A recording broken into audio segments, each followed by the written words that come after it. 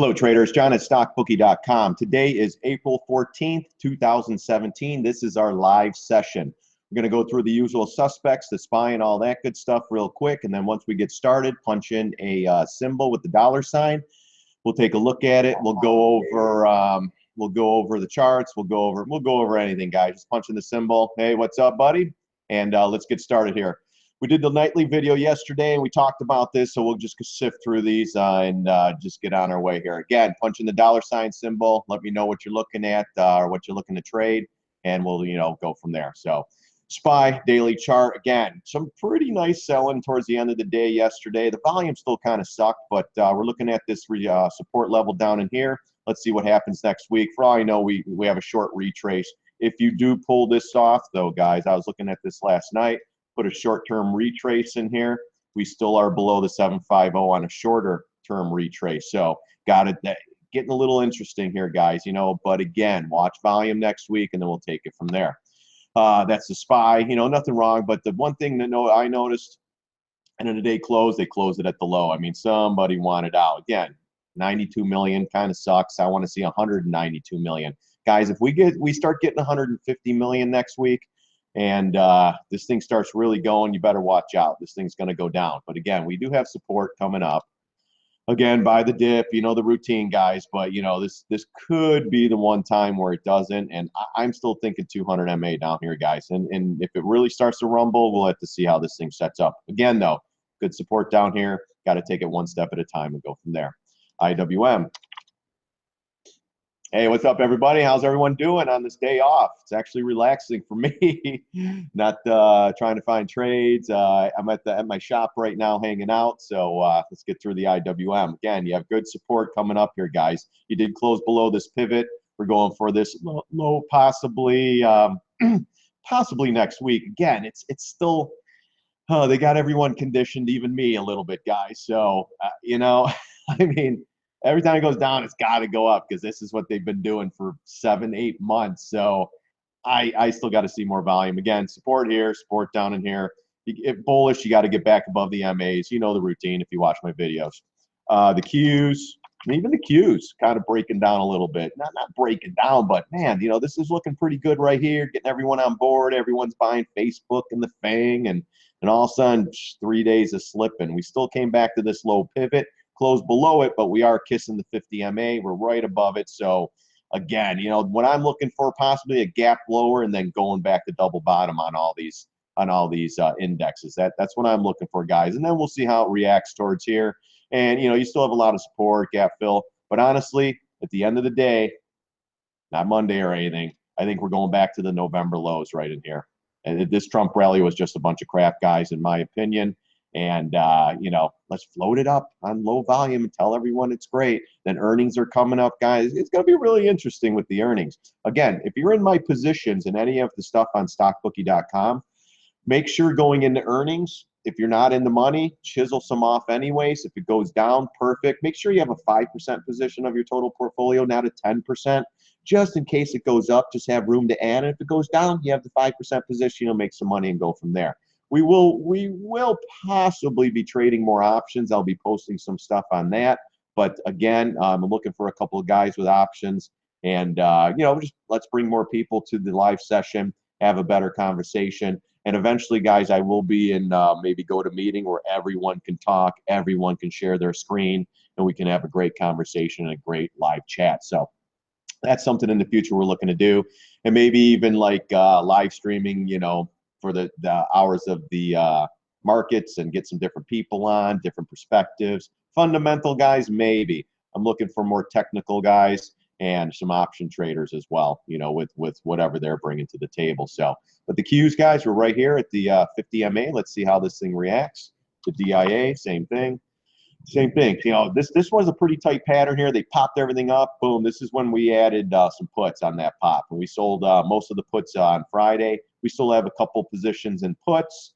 And hopefully we'll have a little gap down on Monday and we'll get out of those. We did take JPM, though, guys. I'll show you that trade in a minute. What's up? I'll start answering questions in a minute, guys. Let's just go through the IYT, the usual suspects. Again, remember we talked about this bullish pattern, guys. If this thing gets above, it's got to go if you're bullish. And boom, look at that. 2 days down and follow through. Volume still sucked. I'd like to see some more volume, but we get more volume, guys. Here's where you're going. You're going to fill this gap. We're coming down here in November. That's where you got the IWM and the IYT not leading, not good for the markets. And if you watch my videos, you know I've been preaching that for a long, long time. Let's look at the USO. And the USO, I thought about this too. Guys, remember when oil rallies, the markets usually rally? Guess what? Oil's rallying. What's the markets doing? Yeah, it's slowly coming in. So this was just another plan from Grandma Yellen. Let's get this one up and see if everyone buys into it. And all of a sudden they're like, wait, no, they're not doing it. What's going on here? Dollar down, dollar up, oil just still ripping heads off. It's pretty amazing, guys. So watch for this. We started adding to the SCO up in here. We'll add more up in there if this thing continues higher. But I want to start adding to the SCO small positions. So I want to catch this one again. We already caught it on this one. We held a quarter position, went up in our face, but that's okay. We took most of it off.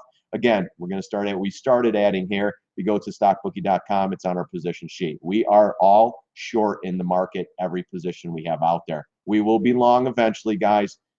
Just short right now. We got the bear costume on. So the UUP kind of going up and down, up and down, up and down. Came into some support yesterday with the 20 MA. We got the bounce, or the other day, bounced yesterday. You know, still slightly bullish here, still trying to get above this trend line. A lot of resistance up in this area. I'd love one pullback and then buy it for the long, but might not get it. Again, nothing to do here, for me at least, with the UUP. GLD's been ripping heads off. We did take off half on this one here. We were in it from the 110 area.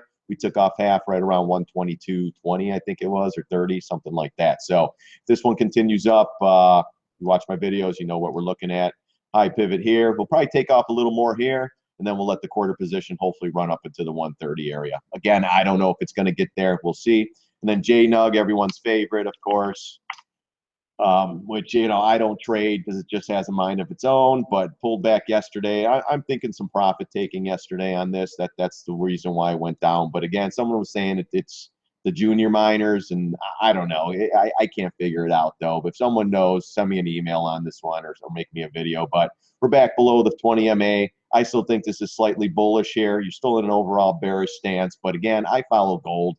Gold goes up, gold goes down. I don't know. There's no rhyme or reason. But if you're in this one, it's not bad. But you got to think, if you're in it from this dip here, $6, and it goes to almost, you know, $8, you're gonna $1.50 on a $6 stock. Someone's gonna start taking profits here. That's where I think these red candles come from. Especially here, you get this push up, you're gonna get some profit taking. $5 to 780, you know, 780. Gosh, take some profit. Then a little pop here, boom, comes down. Chop, chop, chop, chop, chop. Again, it's inside this bar. It closes below these trend lines. Then you're probably going to go to 431 or 383. So, all right, guys. Hey, what's up, guys? How's everyone doing? Hopefully everyone's doing great on this Good Friday. And let's see what's going on here. What's up? What's up? What's up, Ruben? Luis, what's up? BA. Let's go to BA. Yeah, you know what? Channeling. Right now, you're holding the 50, but look at this inside bar. You pulled back. This is bearish. It was slightly bullish up in here on the daily, but this is starting to turn out to be a little more bearish, guys. Another one that just kept going and going and going. It shouldn't be up here. You might get a pop on earnings because earnings season's coming up. But again, if you're in this position, if you got a full position, you know, just hold on to it. I don't know where our entry price is. I don't have anything open other than the charts. If you want to go back to StockBookie.com, you can pull it up there. If you are a member, you could see the charts. If you're not, you can't. So sign up. You know, if you're new to this, sign up, and you'll get emails to all this stuff and all that good stuff. Commercial time, guys. You know me. So yeah, BA holding this. Let's go to the weekly really quick here. You know, let's go to the monthly real quick. Monthly chart, guys, stretched. And this is why we're shorting all these things. When you get stretched from the moving averages, whatever, the 200, the 50, and the 20, you get above the all-time high, and this thing keeps ripping. It's gonna pull back, guys. That's just the nature of the beast. You know, they are taking its time because Trump's tweeting, this guy's tweeting, these guys are tweeting, but you got to take it one step at a time. Monthly charts take a little time to play out. If you buy puts, make sure you go out far enough. If you go out a month or so, it's just not going to give you enough time. I still say do not buy puts. You know, you can, especially if the markets go in the next week or two. This thing's going to fall 143, guys. You're going to get at least a $20, $30 pullback. Earnings, it might pop, but if it pops on earnings, you short these things. That's the bottom line with this. But BA right now, nothing's wrong. Slowly grinding. If you're bullish, you need to get above this pivot here at 180 and above the moving averages again, and then possibly higher prices to double top. You get back up here, beware. On earnings, it could pop up through there. We'll have to see how it plays out during earnings. But right now, this is a great inside bar bearish pattern. We're holding the 50. It closed right on top of the 50 MA. So you still have this pivot. If you want to put a quick retrace in here, more short term, you know, you got your 50%. You know, I'm still thinking down in here, you got a gap fill, double bottom when this thing's all said and done. That's a great. This is almost the same pattern as all the indexes, just going sideways, chopping, and then starting to come in. So just be careful with these. And again, 10-minute chart, probably close at the lows of the day. Yep. Gosh, like everything, chop, and then boom, right to the lows of the day. Someone wanted out yesterday. So BA could go either way. We have a short on this. Let me pull that up real quick. If you go to my website, if you do sign up and you're a member, it's free, guys. So what do you have to lose at this point? And so here's, you know, I'm going to pull this down here. This is what you'll see on here. And if you look on for BA, we posted on 4/6 at 177.98 or 99, say 178. So we're a little bit in the money on this trade right now, but that's what we posted on there. When we pull something off, we'll post it here. We did take the rest of the PLCE trade off. We did it there, did a little more there. We held a quarter position into and let it rode, and we actually got a couple more bucks out of that. This one, and we just put the W in there for the win. So I'm from Chicago, guys. The W, baby, the W. So again, you know, then when we're adding, you know, some of these, you know, you don't start with a full position. Some you're going to start like with the Teslas, the Amazons, the CMG. Start with a quarter position. And then you got to slowly add, you know, do a quarter, or do a quarter, eighth, go slow. These things are beasts right now. They're going up all on news. Every day something comes out. So these are a lot, you know, everything's short. We do have a long on the SCO. And we did have the long on the SOX. Where's the SOX? That one we pulled half off at 840. We don't, you get almost a buck on a $7 stock. Goodbye. We're selling half. We get another 50, 60 cents or another dollar. We're out of that one too. So we're hopefully going to be covering a lot of these trades. We have 51 out there and we just keep adding them. I can't be in all these trades, but I'm not going to shy away from posting them. I get a lot of trades here from the live sessions too. That's what I love about the live sessions, guys. So, all right, let's go. You know what? I can't. All right, hold on here. My feed's messing up again. All right, hold on. Let me go back to, hold on here, guys. I got to go back to YouTube. Because for some reason my stream goes down and I can't go back to my first questions. All right, hold on here. All right, let's go back. All right. I don't know. What's up, Kim from New York? Samir, what's up, guys? Jimmy, everything is on fire. Yeah, all the shorts are coming in, so we'll see. New here, you have a chat room link. No chat room right now. We're going to do something on my website. I usually on StockTwits. Just follow me there. We do a lot of intraday stuff on there until we have a bunch of followers. I don't really want to do a chat. I'd rather have a couple hundred in here and just everyone throwing trades and me looking at stuff, and hopefully we get some other good technical guys in here, and just trying to find trades, guys. And the more you guys show up and the more people we have, it's just going to be that much better.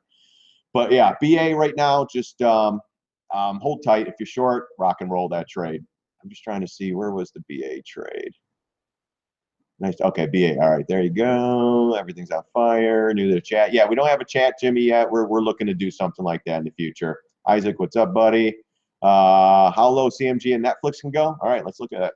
CMG. Hopefully low. I mean, this thing's breaking up. We did have an area here. You know what? I've been looking at this. We've been adding shorts slow and steady on this one.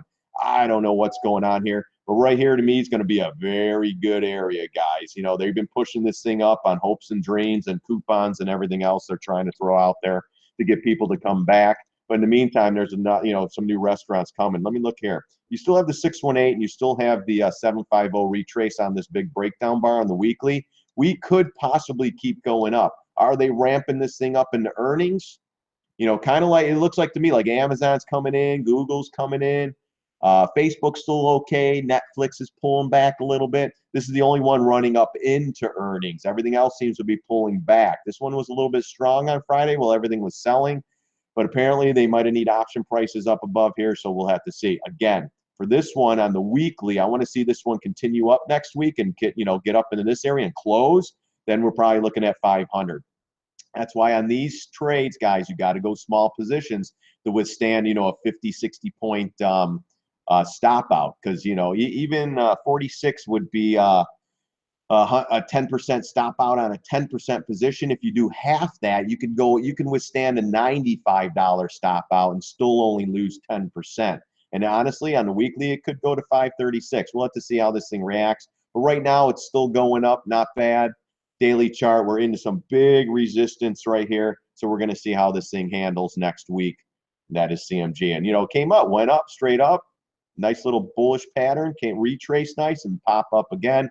I do like the fact that we did pull back off the 466.95 number. I mean, it just pierced it. What was the high? 466. Almost got to it.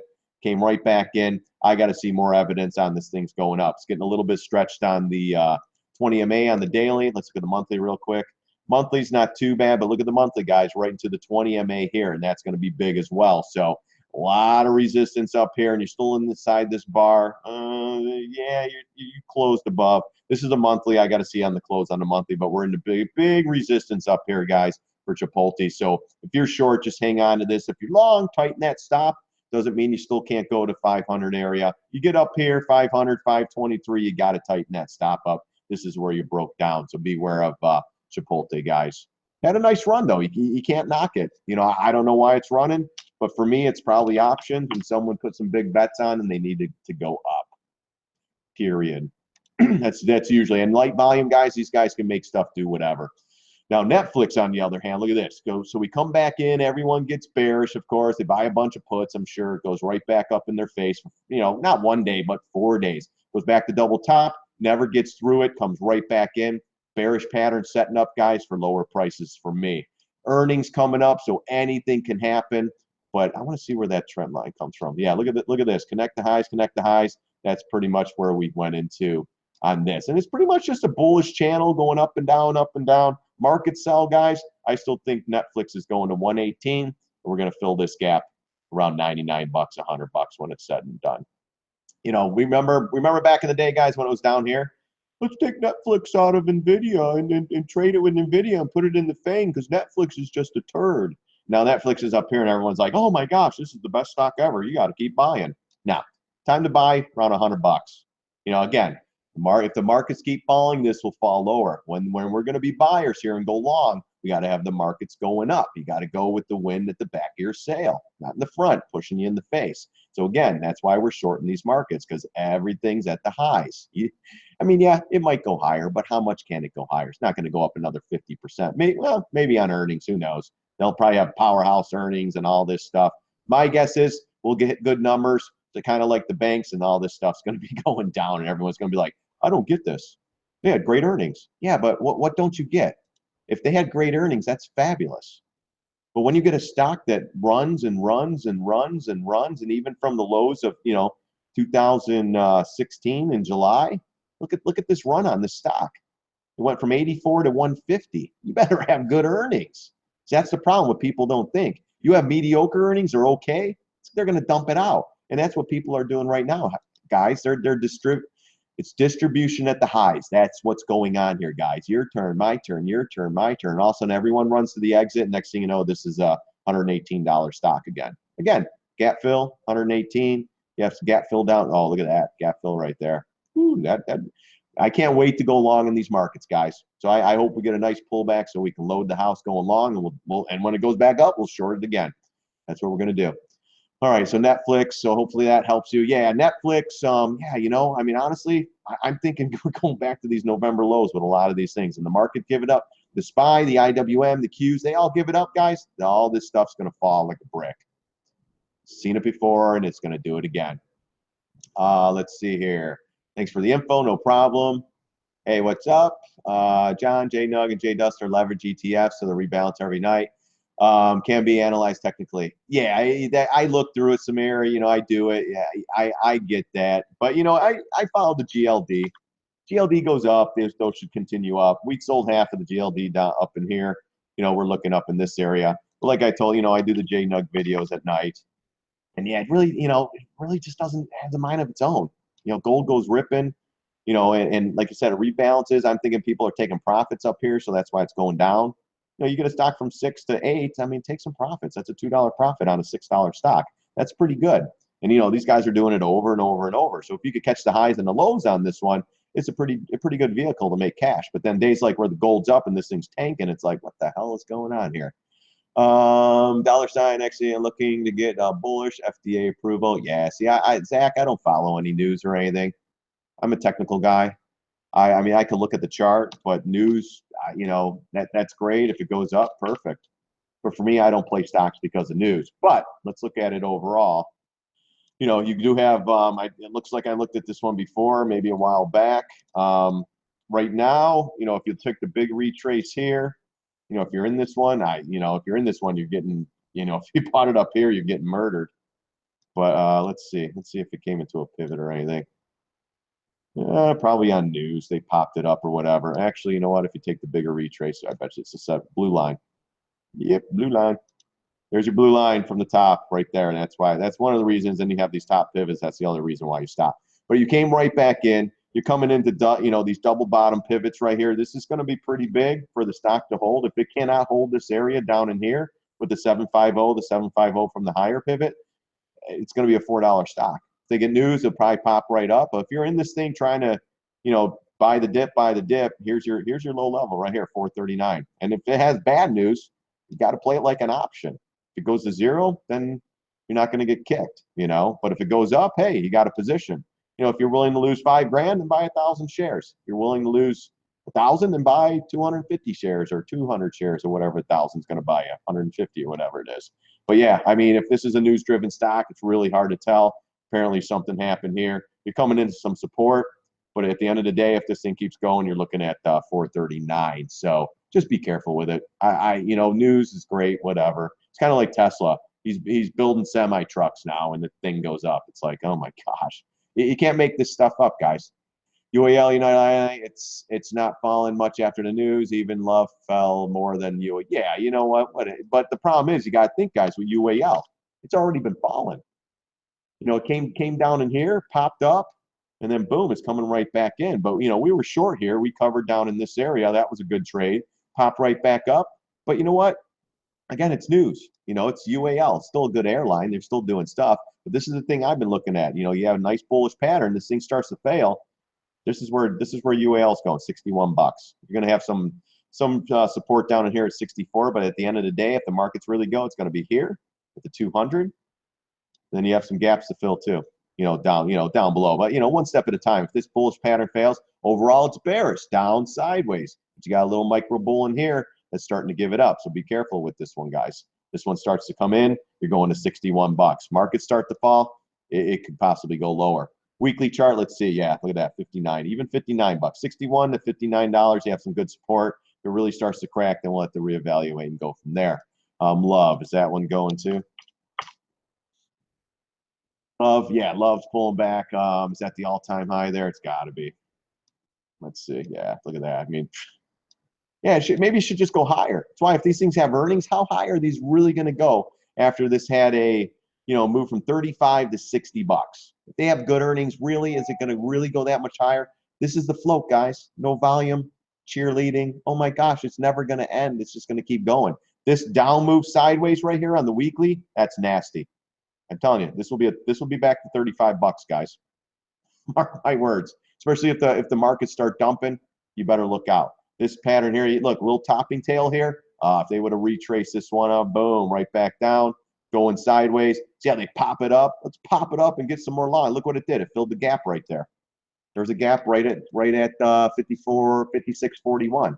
Filled the gap, and you know what it did? Filled the gap, took a crap. That's why I call it the gap and crap, guys. came up. Let's look at this. Let's see if there was a fib up there. And wow, look at that, 6182. Wow, the big fib and a gap. Pop it up and, well, I told you so. No, LUV's going higher. Get on board. And then all of a sudden, 2 days of reversal, and all the longs are like, damn. But instead of taking a small position long, you go all in. And it's, oh, man, I've been that trader, guys. You go all in. Oh, man, this is going to be great. Kramer said, and then all of a sudden it pulls back 2 days, and you're like, damn, what the hell happened here? But again, look, down sideways, bearish pattern. You're above the 20 MA, but you got below the 50. It cracks below the 20 and starts going for double bottom. Here's your area right here, 45 bucks. Markets start to dump. You're definitely getting there, possibly lower. So just be careful, guys, on this stuff. All right. Let's go back. All right. Yeah, JXM UAL. Yeah, that stuff. It's all news, guys. SQ. Let's look at that one. SQ. Punching a dollar sign too, guys. Sometimes people use acronyms, I think they're called, for like, I don't know. And I'm like, what? I never seen that symbol before. So please punch in the dollar sign. I'm 46, guys. I'm new to all this crap. SQ right now looks like we went off this. Looks like we were looking at it before, probably in our live session. Yeah, here's your big area right there. Look at that. Look at your trend line right there. You get the rocket ship right up and then boom, back down sideways. This is bullish still, guys. Extended though. Earnings, anything can happen. But if we didn't have such thing as earnings, this thing to me is setting up to have lower prices. I think easily 15 bucks in its cards. And if it really starts to rumble, you're coming probably back into some of this support down. You got great support down here around $14, $15 area. But if you're long with this one, tighten your stop. Looking at the daily, daily up and then just sideways, chopping around. Not really, not really telling us too much. Kind of chopping with the markets up and down, shake them out. Get some people to buy puts and shake them out. We'd be buying puts here, get them out, stuff like that. But, not really telling us much. Bullish, though, on the daily. You're above all the MAs. Well, except for you were above all the MAs, but the 20. But basically, if you want this to go to higher, it's got to crack 18, 16 and go through this high trend line. If you can't get through this stuff, this one's going down. Markets start to dump. Markets will take everything down, the SPY, the Qs, and all that stuff. So be careful. If you're long in this one, I think it had a heck of a run. I remember looking at this. Yeah, I mean, if you're in this thing from $8 and you got it up here, you don't sit in it. Don't sit in it like the GoPros and the what are some other ones? Snap is coming in, but you don't want to be in on a hype. And next thing you know, this is a $8 stock again. If you're in from $8, $9, $10, take something off the table, let it pull back. If you like this one, then buy it back lower and let it go up. But right now, markets pull back, it will go lower. If you're looking to go higher, it needs to get above this trend line to keep going. Then maybe $20, that would be the big area. If it's the 20, I'd probably think about shorting it. But right now, not a lot on the charts, newer issue, but nothing wrong. But for me, markets come in, this one's coming in with the rest of them. So I'm watching ABX, waiting for the pullback. ABX. At the goal, is that gold, I believe? Maybe. I mean, it's not a bad position here. That's a monthly. Let's look at the daily. Yeah, daily had a nice pullback. Let's see if right now, nothing wrong. You are above the moving averages. You kind of retrace back the double top here. You got this pivot. That's where it pretty much stopped. Yeah, I mean, if you're waiting for the pull, what are you doing? Wait for a pullback. Yeah, I mean, if it pull back, let's look. Look at the Fibonacci here just to see. You start, well, you'd like it to get back to 1735 or so. Let's look at the bigger time frame, see what it's pulling. Let's see where some moving averages are. Yeah, even here it's starting to set up. A little bit inside bar bearish, but you are bullish. You're above the MAs. If you pull back to 15 bucks, 14 down in here, you could probably give it a stab. 13 bucks. But if that starts to give out, look at the bigger time frame here. Yeah, you got good resistance at 12. I mean, at the end of the day, this could be a $12 stock again. But, that's it. If it cracks through here, the moving averages, and, goes straight down. But, if this thing starts to move up towards this pivot at 2078, I wouldn't rule out this thing going to 2344. But, yeah, I like the fact that you're looking for the pullback. That's a smart thing to do before you go long. Let it pull back and go long again. You are making a little bit higher lows, so that's a good chance of this thing coming back a little bit. Yeah, so if you don't want to chase, you know, like even with the gold, you know, I told her, don't chase this thing up there. We've been in it since 110, you know, just kind of like this, you know, kind of like this move. If you're in from 14, it goes to 20, you got to take something off the table here. Let it pull back, do it again, and then rinse and repeat. So are you in SQ now? SQ, beautiful chart, daily, weekly. Yeah, the only thing, Jimmy, is that it's stretched. Got to watch out for that. You know, the stocks just don't go. I mean, earnings could change it, but when you get a big move like this and then stalling out here, it's not bad. But you got to remember, it came back down and you're inside bar. Now, if it came back and just kind of retraced, but you got this high pivot and it pulled it back, I don't like signs like that personally. ER 50-50 could go up or down, but that's telling me you're going bearish consolidation, even though you're above the moving averages. It's just stretched. It needs to come back down. So just be careful. If you're long, just tighten the stop up. Or if the market sell, this one will be going lower. CRBP.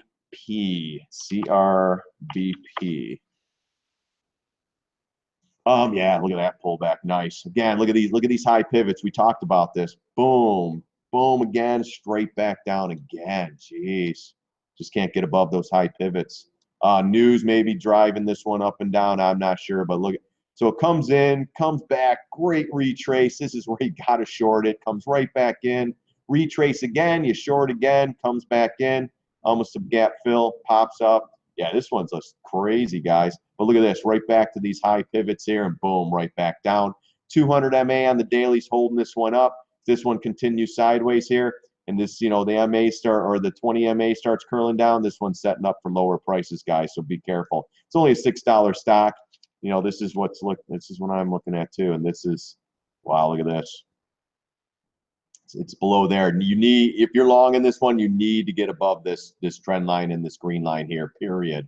This thing goes sideways and follows it up. This one, I believe, setting up for the next leg down. Again, if it's a news-driven stock, anything can happen. You still have a gap fill down here at 476. So be careful. If this 200 MA cracks down, it can easily be a $5 stock. So, and stocks like this, guys, like I always say, play it like an option, like it's going to zero. I'm just looking at the monthly. Yeah, even the monthly is a high flyer. You can easily go back to the $4 area on this one. This trend line breaks out, guys. Not much on the charts, a little choppy action probably on news. Not for me. I wouldn't trade this one, but if you are, this can easily be down here. And if this thing gets back above the 200 or the trend line on the daily, I mean, honestly, maybe 836 gap fill up here, $9. So right now, it's setting up for lower prices to me. Unless it's a news-driven stock, I don't know if it is, Trey.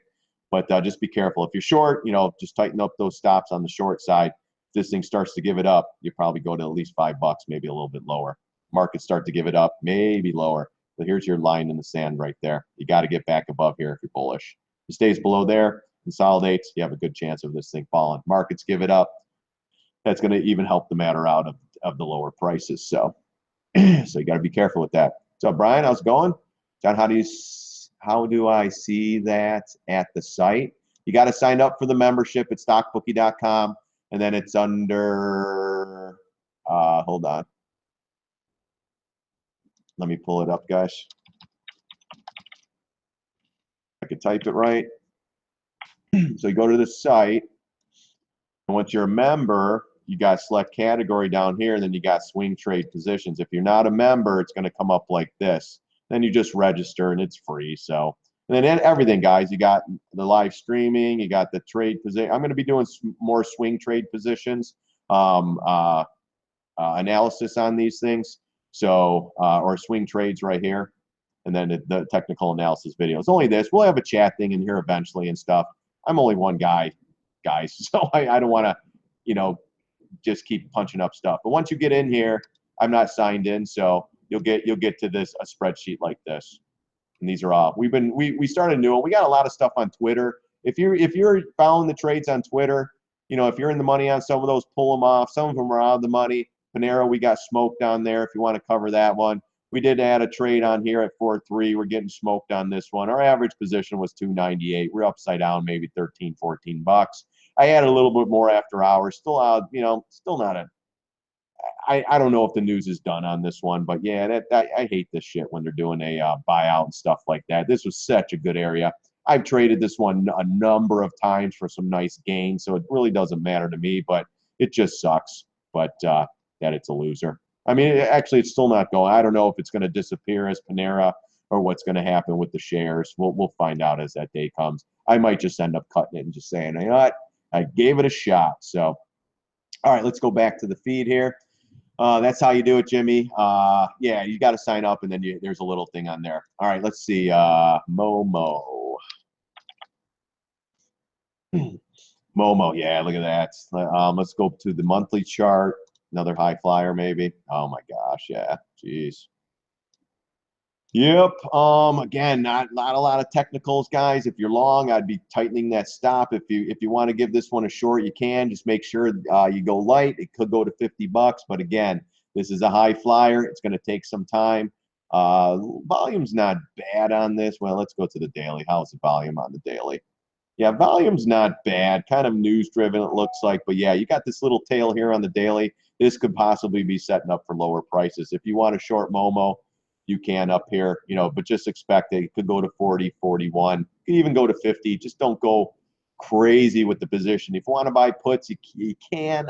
Right now, if I'm playing puts, guys, I'm doing weeklies and I'm doing in and outs. We shorted JPM the other day. I wish I would have posted this one.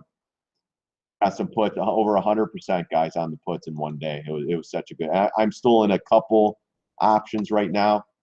We took the short from 87, guys. What was the high of the day?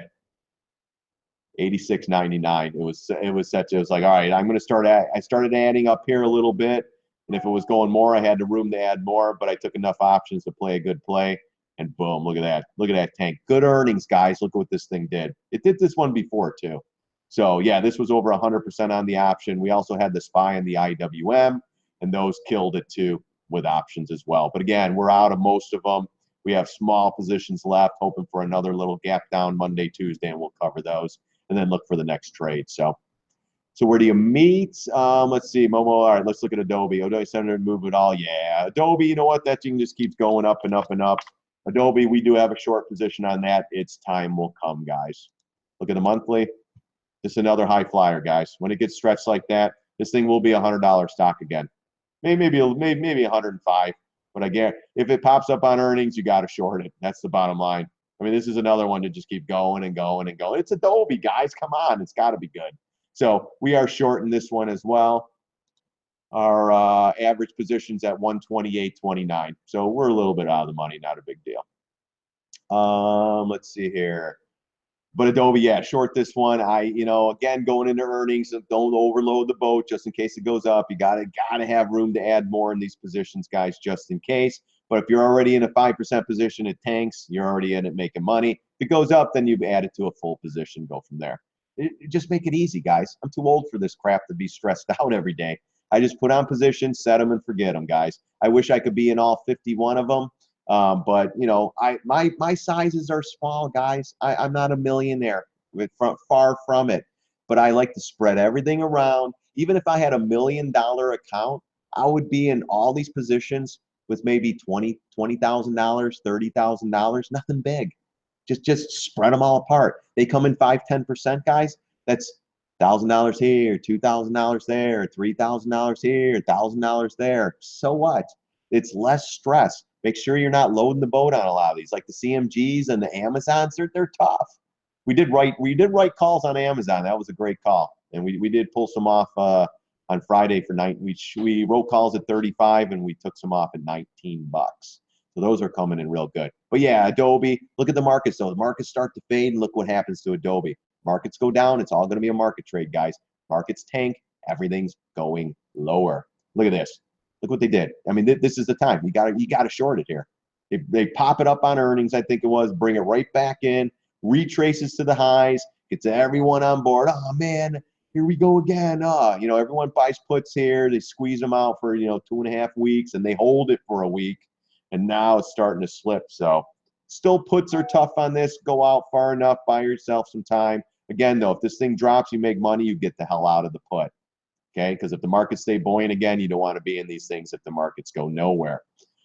Again, if you're new to the room, sign up for StockBookie.com. You get the email alert before we go live and do all this stuff. It's a little bit slow. Well, it is slow today. No news. Markets are closed.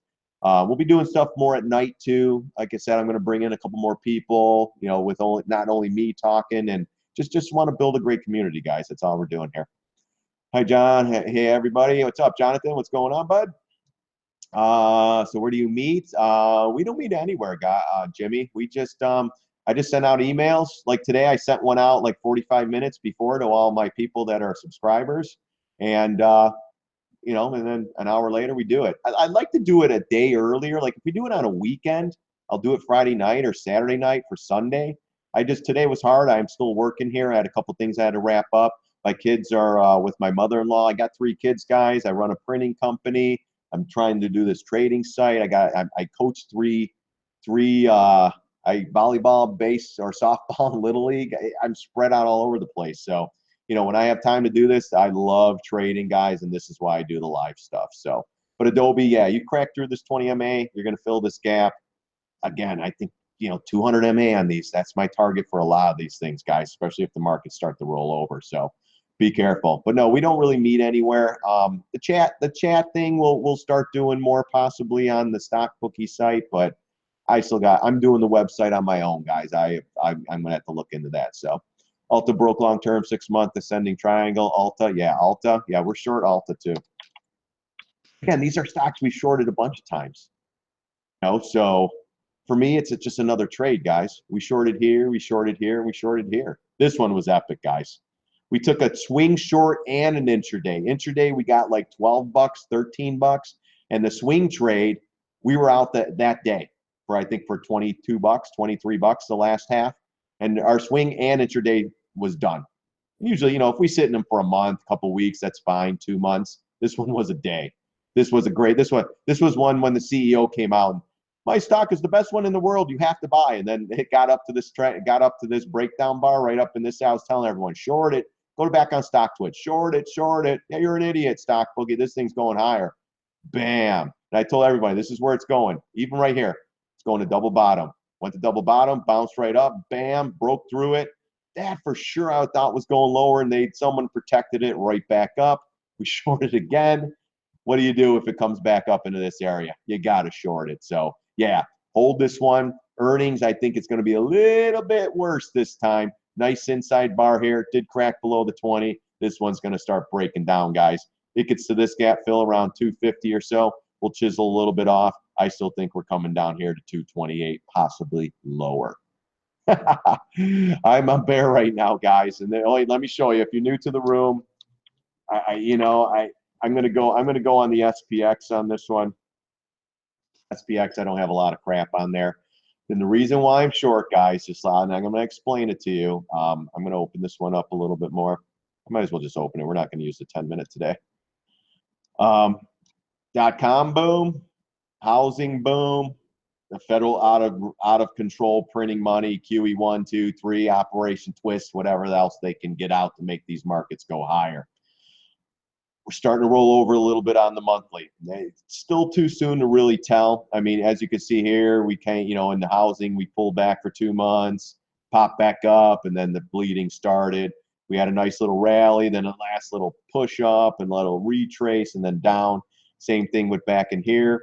We had a nice little rally. This is where Greenspan started raising the rates, and then, pop, drop, and then boom, boom, boom, boom. This was a little more vicious. This one, guys, I honestly think we could get back to 1557, maybe lower.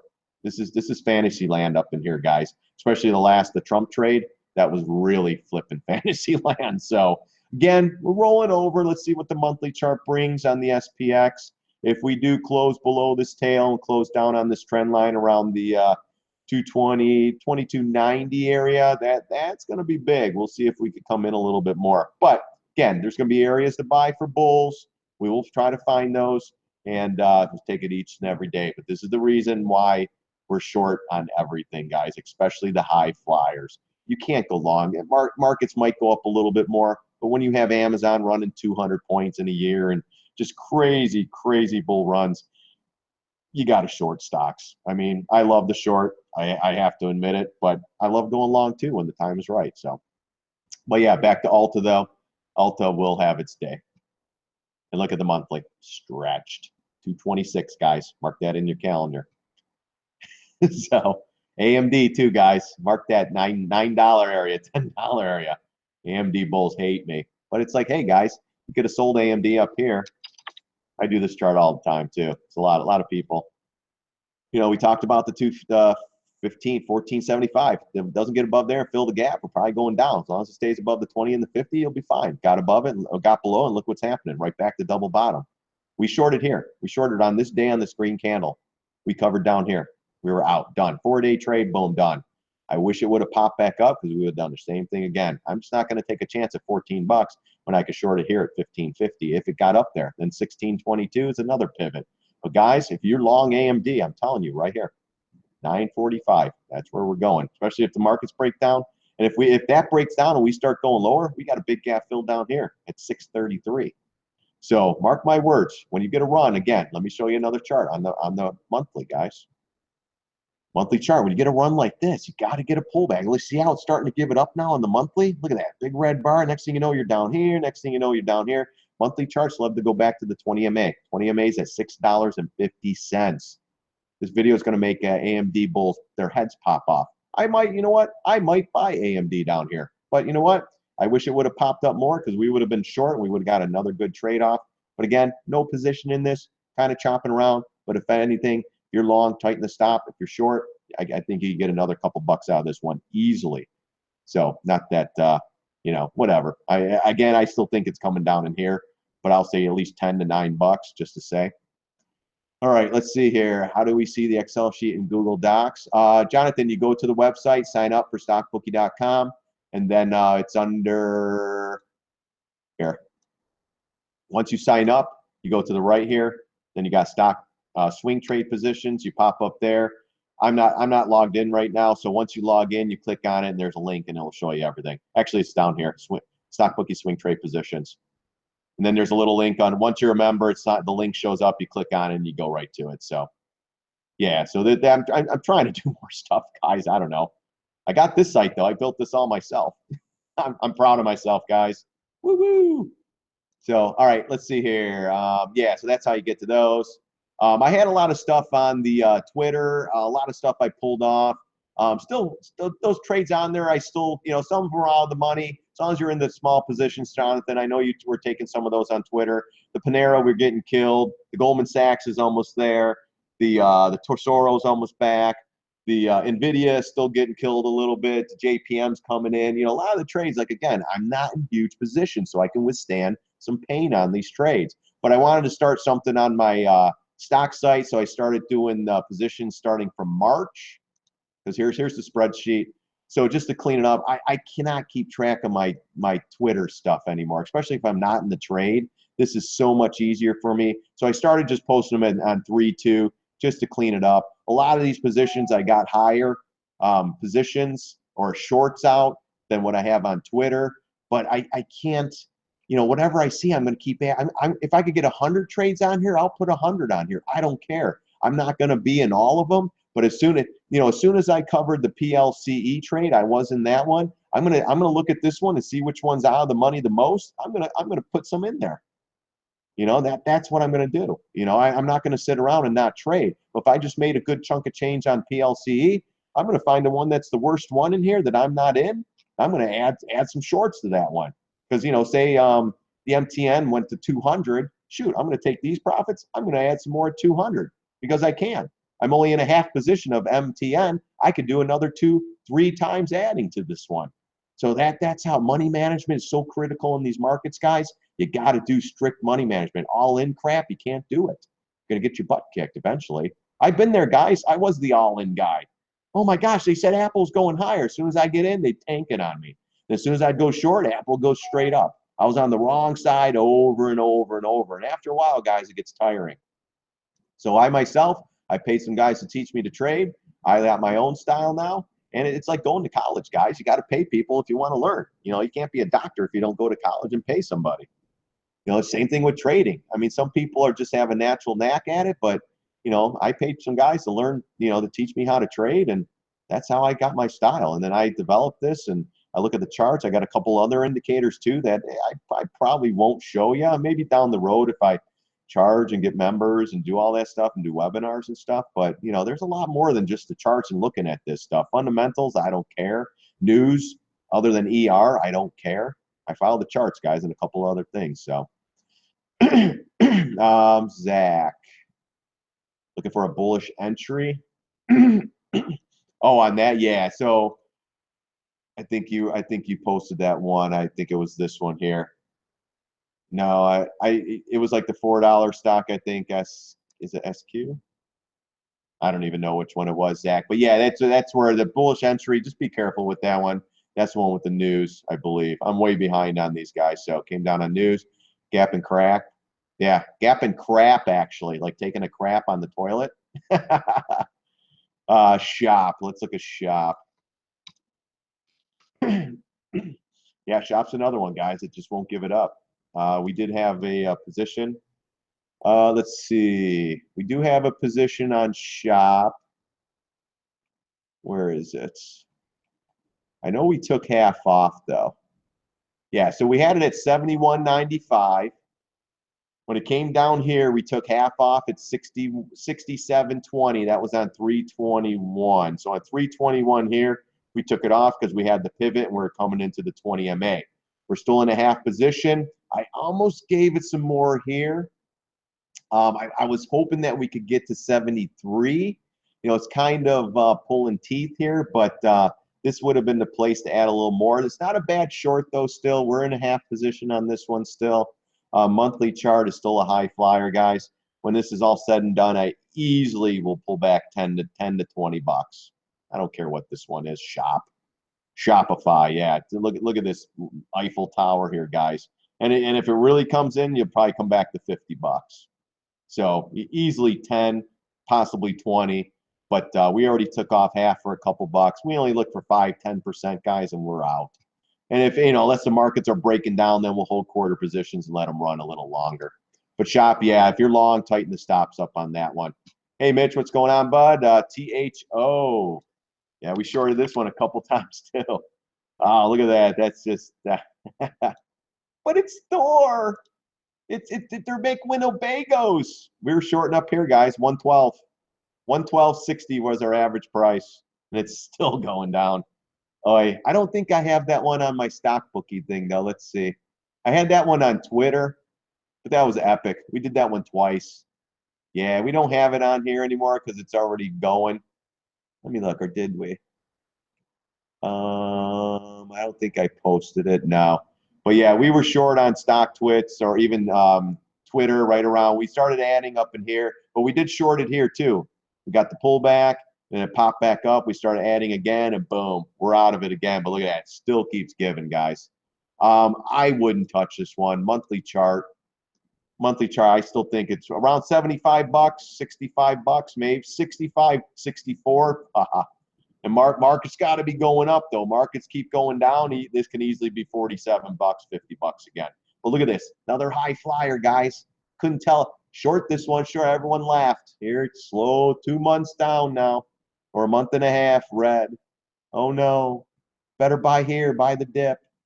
Yeah, be careful with that one, Big Hoss. If you are long in this one, tighten that damn stop because this one could be easily a $75 stock. Well, I wonder if I haven't been keeping up with my Twitter. You know, if I didn't post anything on Twitter to get out of this thing, get out of it on Monday. Sell something. 112 to 90 bucks. That's a hell of a trade, guys. Another high flyer coming in, guys. Strong, just like Amazon, just like Netflix, Google, they're all gonna come in. Any idea on JNUG? They suspended trading? Any idea? Oh, really? I don't know. Wow. Not sure. I don't follow the news really. I have no idea. Really? That will be interesting. I have no idea. Maybe because it's such a turd of a trade. Gold's up, this comes down, goes up, goes down, goes down, then this goes down. There's no rhyme. I have really no idea on that one. Keep an eye on that. If anyone knows any news on that one, punch it in up here. Looking for a bullish entry. Let's see. Is that even a stock here? APHQF.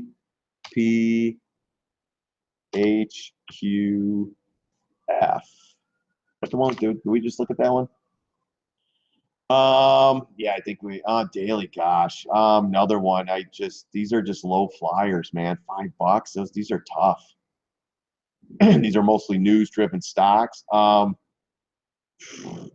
don't know. I mean, something's going on here for bullish. If anything, I'd wait for the 200 MA, these pivots down in here. But if it's a news driven stock, I don't know. It's only a guess if they're like a biotech or something. Yeah, I can't give anything on these guys. They're just bullish or the news driven stuff. Oh yeah, look at that. Jeez. Yeah, I wouldn't do anything with this. If you have to get interested in it, just like I said, do a small enough position, expecting it to possibly go to zero. So, if you can lose 1,000, I mean, but anything, I would wait for, $3, maybe four, start at the even numbers. But again, if this gets bad news, it might go straight down. Just not for me. I wish I could tell you more. Daily, I mean, you are above the MAs here. It's okay. But, apparently some news or something happened here. And, if anything, I'd wait for the 200. And this way, if it hit that, I mean, it still could go lower. $3 isn't bad. But if it hits this, say it comes straight into this area and you might get a 1 day bounce, you get in and get the hell out. That's how I would do it. But again, not for me. Sorry, Zach. Twilio, our favorite. Everyone laughed at me when we were shorting that high flyer too. And that thing, what a pig. Guys, we shorted this thing up in here. Here's your topping tail. So we shorted here, covered it here, came back in, took more, covered it here, bounced back up. We took it right here at double top. We knew the stopping tail. If this closed above it on a daily basis with some follow through, you have a good chance of higher prices. Never did. Straight down, guys. We covered this thing. We had it right around $66. We covered it at, I think right here first, or we might even took some off at no, I think it was right here, this pivot. And then we sold it right here at 52. That trades on Twitter. I'm not exactly sure. And look at this thing. It drops like a brick. Again, look at the monthly, guys. What is that? Flipping high flyer. 3 months straight up, guys. You had to do something with it. Look at that. I wouldn't do anything with this one. Maybe on earnings it pops, but then you're just playing a 50-50 shot. If you're lucky enough to catch these bottoms here and going up, but every time they pop it up, guys, they drop it. Pop, drop. Couldn't get above this. And we told this here, I said, well, this wasn't a bad bullish pattern, but it's gotta keep going. And look at that, right back in. They pop it up. Hey, bookie, do we go? It's got to get above the 50 here. Let's see. Boom, right back in. Starts to pop. I get the emails. What do you think about Twilio, bookie? Well, it's coming up. It's starting to go. And it's like, yeah, it's got to get above this pivot and that pivot. Right back down, guys. Here we are again. Just, people probably playing options. Someone's driving it up. Man, Twilio, gosh. I still think 23.77, guys. Everyone laughed. We're almost there. 23.77, you're an idiot. This thing's going higher. They're in China. So, all right, let's see. Bam, right down. So, I'm not always right, guys, but on these high flyers, I've been doing these a long, long time. We hit them pretty good. They just take time to play out. But be careful with Twilio. Earnings are coming up. They could go straight up, for all I know. If it goes straight up into this area, the 200 MA, I wouldn't doubt. I wouldn't maybe take a stab. I still like the gap. There's a couple gaps here, but yeah, I mean, look at this. Overall, down, sideways, bearish pattern, making higher lows here. Can't even get it. Can't get out of its own ways, guys. Be careful with that one, Big Hoss. If you're longing it from down in here, hey, rock and roll. Tighten that stop. Trail it up. If it gets to 34, 35, get the hell out. See you later. Have to close my DPC puts this week, John. And is this going much lower this week? Close position late Friday. Thanks, bud. Yeah, that's tough. I told everyone we've done this one a couple times, DPZ, and did it here, came in, then went straight up. We started adding. This is one with shares, guys. Puts are tough. I mean, they held this thing. Kramer couldn't pump it up since February, doing nothing. So, and then finally, but again, guys, this is another one. I've been married to this position. I don't care. I got time. High flyer, guys. This will be a $142 stock when this thing comes in. And honestly, if the markets come in, this could be a $100 stock again. So I'm holding on to some of these here. Going to wait patiently. Puts are tough. I told everyone with these puts are tough on these high flyers. Easier to take it down. Take if you have 10 grand and it's not a full position, do $10,000 positions in 10 different positions, $100,000. These all pull back 10%. That's a $10,000 gain. You got to buy puts. I honestly couldn't tell you how far you could go out before you get killed. I mean, you got to, figure out the premium and all that stuff. That's what I want to work with. I'm going to work with some option traders to start putting out trades on these. These are a little bit tougher. These are going to have to go out probably 6 months and take some pain. But, I mean, even 1, 2, 3, 4, 5, this is 6 months out and it's still, let's see. Markets pull back though, guys. This will fall. So, Michael, if you have until next week, yeah, I mean, if markets give it up, this can easily go another 10 into the 160 area. So watch for that too. So, all right, let's DPZ. I love this short though, guys, man. But we've done these trades a couple times. So, Yasmin, thanks. If I pronounce your names wrong, I'm sorry, guys. I got a little bit of everything in here, and I really suck at pronouncing names. So. Shop looks like it's pulling in retail on bounce, still overbought. Yeah, shop's going to be done. Like I said, we've taken that trade. It's been great. One that keeps giving it to us. So AMD, we did go over that one, but we go over it quick again. Let's see here. Great. Yeah. So AMD, I'm telling you, it's coming down, guys. Look at the video, watch the video. We did it about 10 minutes ago. So, but again, this area breaks, markets start to give it up. You're coming right down here, guys. Again, I would have shorted it back up in here, maybe 1622. This thing just goes up and down, up and down. I just didn't want to get caught. This was a great area. I love the pop on this when it did the pop. You had to definitely do something. Man, I added short position on StockTwits. I don't think I've ever seen so much hate mail in one day. And then when it pulled back, all these guys blocked me then. I was like, all right, let's see who was talking crap. Again, I got lucky. It popped up, and right here they were all like, "Oh, you're getting squeezed, Bookie. You're a douche." Da da da da da. It's like, all right, well, we'll see. And then when it reversed, it was like, all right. But again, bam, out, done. Trade's over. Who cares?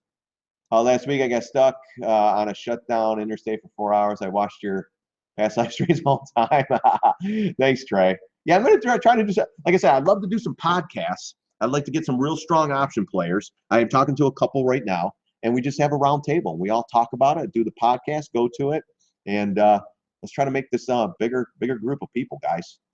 Again, I can't watch all this stuff all the time. I wish I could. I wouldn't be doing live streams. I'd be a millionaire, guys. So, how do you know when to stay in your short? I jumped ship on my SPY puts too soon. Dwayne. I don't know. It's hard. Like this, we bought the puts here, okay, and we took them off, and then we added them, I think, here again too. We're doing short-term trades, and took them off here. On this one, I went out 2 weeks. This one, I think I went out a week. IWM, same thing. So what I'm looking for that good pop-up to get that premium on that put to just freaking decay, and then adding to it, not going big positions either. I do $1,000 position, $2,000 positions. I keep them small, guys, knowing that put can go to zero. I don't post a lot of these trades on here because they are tough trades, and I'm understanding puts.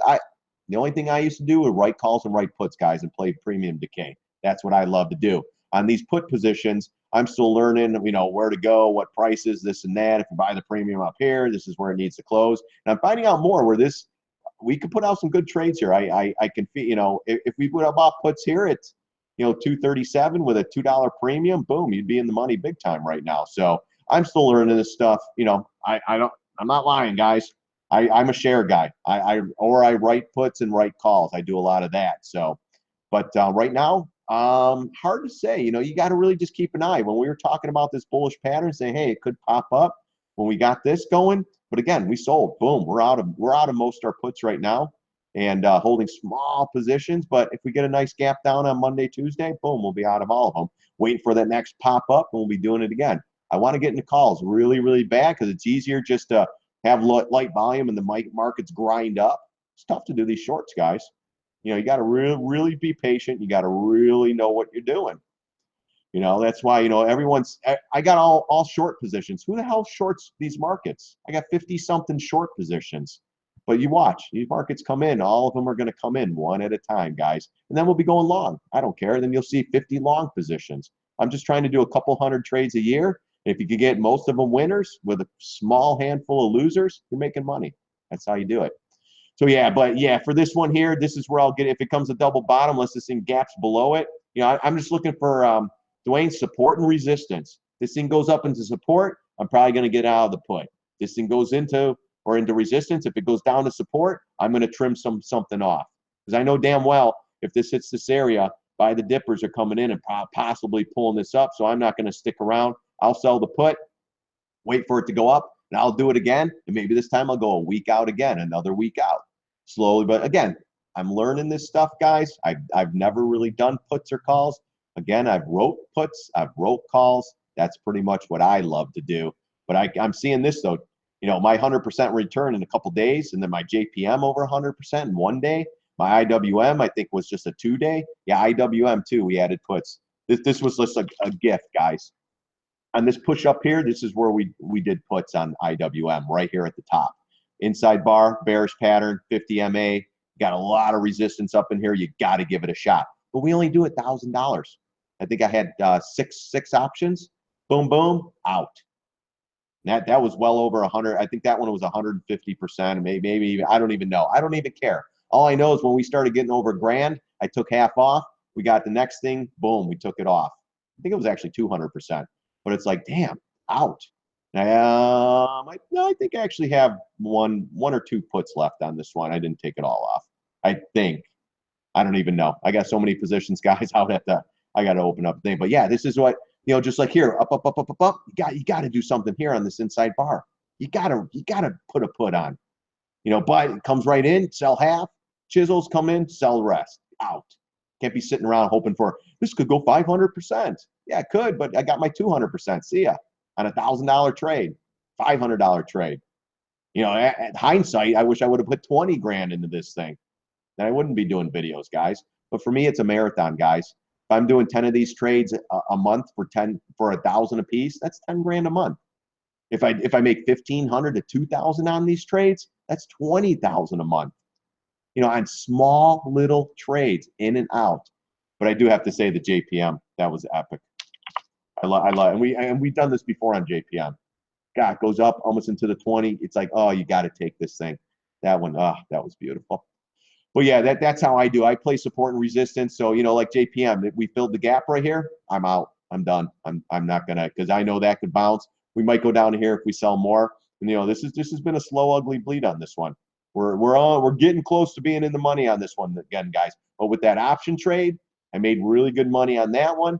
For my short trade that sucked ass, I'm starting to recoup it. And I've traded this one intraday before, so even my short trade, my short swing, I'm out of the money on it still. But with the 5 times I've traded this one intraday, made plenty of money where I'm pretty much even, if not in the money. So when I start getting in the money on this trade, it's even going to be that much better. So there's so many tools in this market you can use to make money, guys, and make up for your trades. You just got to use all of them.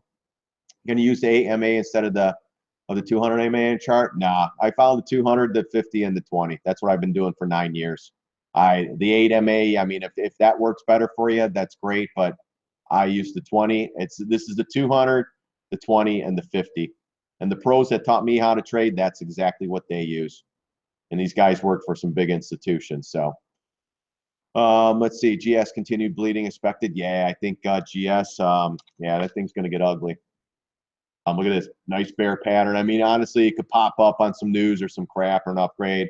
But yeah, I mean, maybe on earnings, if earnings pops up, that I think you could definitely do a fade play on. But if earnings are bad, you're going to 200 and possibly lower, guys. There's a big gap fill right here in November. Remember, the Trump trade, guys. This is area about 175.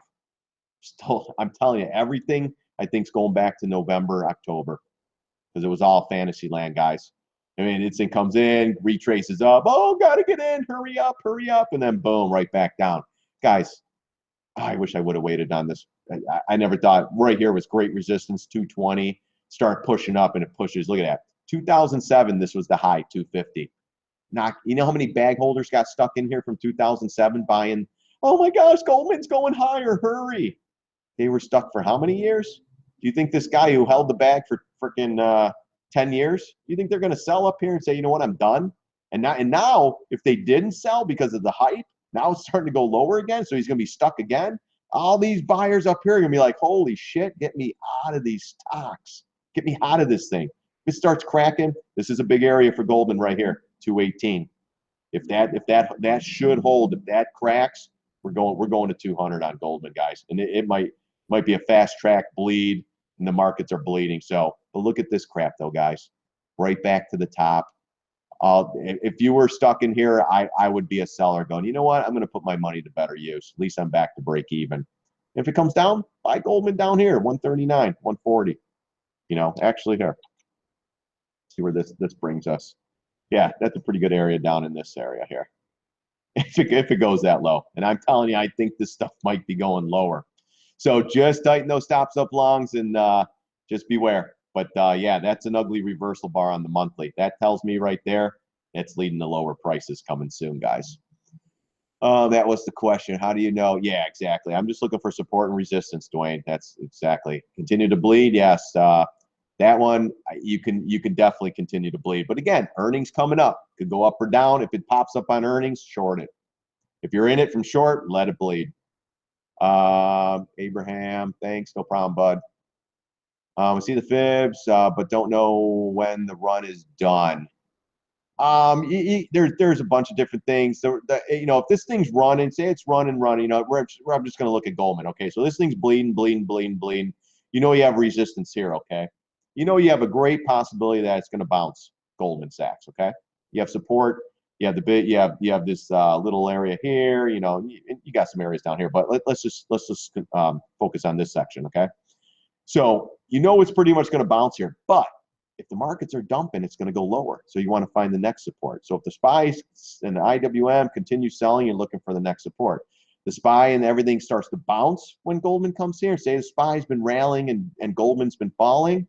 SPY's been moving up. So this is going to be good because eventually it gets to this area and the SPY's already moved up for a week, but Goldman's been falling for a week. That's going to be even a better area for the bounce. So there's a couple different things how you got to line up the markets and stuff like that. And that could tell you a lot of different things, but you want to be with the markets. If the markets fall right now, these are all falling. If the markets still start to slowly grind up, these things are going to start finding support and moving up. Just like if the market starts to grind up and this thing falls on earnings and the markets are rallying, then I would look for it to go long. You know, just something like that. I wanted to see something here. Let's see. And there's another trend line too. That was a big area too. Broke through it, got above, came in. Oh, that's interesting to me. So, and right back down below it. So, yeah, that's what we're looking at too. You know, you got the fibs in there, stuff like that. But yeah, you got to look at volume trends. You know, is it exhaustion volume on the selling? You know, is it exhaustion volume on the pushing it up on the rally? You know, there's a lot of different things. TXMD, yeah, that's the one we looked at. You're right, TXMD. Looking for a bullish entry. Yeah, I mean, I'd say 430, 440. I don't know if this area, this isn't bad. If that cracks, you got a gap fill at $5, and then if it keeps going, 440. You know, it's interesting here, but you know, next thing you know, it's 440. You're like, damn, I should have just waited. But again, don't take a big position in there. It could go to zero. So let's see. Tomorrow I jumped into AVX late on Wednesday, went down 1.2 through Thursday. I got in a day too soon. Not sure if I should hold for a few days next week or sell at the end of the day at Monday to avoid a few day correction. That's the AVX. Let's see. Late on Wednesday. So here, yeah, they pulled it right back. Yeah, but see what it did? So so it's going up, but overall you're retracing in this pattern right here. See the retrace and you're back up into this high pivot right there. That's pretty much what you went into. I mean, it could have went to here, you know, double top, but you know, I mean, it ran from 17 bucks to 20 something. You know, a lot of the, coming off this bullish pattern too. That's not a bad pattern above the MAs. Got the pop, got everyone, whoa, oh man, I'm gonna miss it. Oh man, and all of a sudden not knowing it's coming into some resistance up here. Even back in here, you had a old gap fill too right there. You know, not that that's a true gap fill now, but you got to respect it. You got a gap window down here too. But usually, you got a great run here, great pullback, and all of a sudden it starts to run again. Everyone gets excited. This right here would have been the area to buy. and this would have been the area to sell. So technicians are buying here. They're starting to sell here. As long as you're staying above the MAs, you should be okay. I mean, you got in right up in here, though, so you're in right around 20, even the 20 even number. That's a big area, too. That's just psychological as well. A lot of technicians are waiting at 20 to short this. So hard to say if this thing, you know, as long as you're staying above the MAs, if you get below these MAs here and starts to come in, you just got to get out. Doesn't mean it might bounce and go back up. You know, ABX, I think this is a gold play. For me, I sold half of the GLD. I don't know if this moves up with gold, but that's how I would do it. You know, again, it's not bad. You're above the MAs. You start coming back down, I would start thinking of considering about getting out. But weekly, yeah, weekly lower highs here. Yeah, it's okay. You know, you get one good pop up, 2 days up, and maybe get out. It starts to come back in, especially even on a weekly too. If you get back below the moving averages, you got to exit. So yeah, it's a tough trade. You know, this would have been the time to buy, or even down in here. You know, but that's more of a hold, buy and hold. So how far back will UCO fall before making a buy? UCO, I don't know what this one is. Wow. Apparently this is a ETF or something, right? Let me look what this is. UCO. Shares Ultra. Okay, so this is a triple ETF. So okay, so that all right. So this is a long. So this is the use triple to the USO. You know what? Had a hell of a run. Let me tell you. I'm going to pull up the USO. That's where I do most of my work on. You're coming right back into this trend line here. You almost filled the gap. You know, we started adding to the SCO long, as in shorten the USO. I think this was just a BS rally to try to get people to follow it. Remember, oil goes up. Exxon should be going up. You know, you look at oil, okay? That thing's ripping. Then why isn't the biggest ExxonMobil, why isn't this following? Why is this just a turd? If oil is rallying, why is USO or the ExxonMobil off the all-time highs or the highs? I think it went up a little higher. But why does it just keep bleeding? That was grandma's way to say, wow, if we get oil to rally, maybe everyone will start to buy the markets. And then CNBC would be like, whoa, the oil rally, better get in. And then all of a sudden stocks magically go up. Look at this crap, guys. We did fill the gap down in here. We did fill a gap. It went right through. But my gosh, when you get a straight up move like this, that's crap. Someone's in there doing something, and it could go higher. If it goes higher, we'll add more of the SCO here. But right now, not out of the woods, you know, chopping around above the MAs. This thing starts to pull back, it's going to come right back down. So be careful with that UCO. Your question was, how far will you see it fall back? I wouldn't rule out back to double bottom down in here, guys. You know, we'll pull that other chart up too, just to show price. I wouldn't doubt back to 1645 in this double bottom. If it hits that, I think we're going lower. That's my opinion. I still think we're going back to the all-time lows, which will be 1223. But again, not a bad spot here. Even this one here, look, down and sideways, just overall bearish. You pull up the monthly, same crap, down and sideways. Down, sideways, down, sideways. Can't get above the 20 MA. We're going lower. I still think like the USO is going to $7. And this was the best part. When the dollar was screaming up, oil was coming down. QE3 ended, and we got the voila oil stimulus, guys. More crap. So, and then it keeps going down. It's almost like, all right, let's make oil go up for a couple weeks, and let's see how the economy can handle it. And all of a sudden, it can't handle it. It's going to go right back down. But you do have this trend line down here too. I'm still thinking it's going down, but it might still have a little bit left in it with the hype, and everyone's talking about the oil rally now, and oh my gosh, you got to get in, and da. And look at that too. You know, if you really want to start splitting hairs, there's your end. You know, and then you had the gap fill right here. Didn't fill it though. Pretty darn close. You have a gap fill here too as well, right there. So. And then gap fill here, blah, blah, blah, a lot of stuff. So, you know, and overall, you got some high pivots from there. So let's see if we can go up a little higher. If not, then I think this thing's going to turn around and roll right back over. So be careful with that trade. They do not suspend trading on J. Okay. The suspended share assurance. Okay. I'm not sure about that one. Okay. Thanks so much for doing this. Hey, no problem, David. I love, you've been coming to these. I love this stuff, man. ALMN. I have a feeling it's going to be a high flyer. We've traded this one before too. Look at that. So everyone bought puts here and they just stuck it to you. Gosh, it's like the story of the year. Buy puts on any pop up and then do it. Well, here, nice push up. See how it held double bottom down in here, guys? Never closed below that low pivot here. Made a pivot, came right back in. Inside bar, guys, on the monthly. If you're long, this could be the end of the road around 185, 186. Let's see how we got the nice push up, maybe earnings, and then all of a sudden it's just slowly grinding. See how the volume's disappearing? I think this one could actually roll over again. If you're long, I'd tighten the stops. If you're short, yeah, look at that. I mean, it came right back in, a little bit bullish, but see, it kind of like Tesla. See the bullish pattern just kind of floating up? Not good. These patterns usually fail, but with the light volume, it will continue flowing, but you're inside this red bar. If you are long, you need to get above this bar, period. If you're short, stick with it. This isn't one bad to short. This does get some big news up or down, so be careful with that. Let's look at the monthly just one more time here. Did I look at the monthly? Yeah, monthly's still not a high flyer, but see, when it was here, we were shorting this one. See how it got high flyer there? Boom, right back in, came up, and then finally the high flyer gave it back, came back through the 20, bounced up.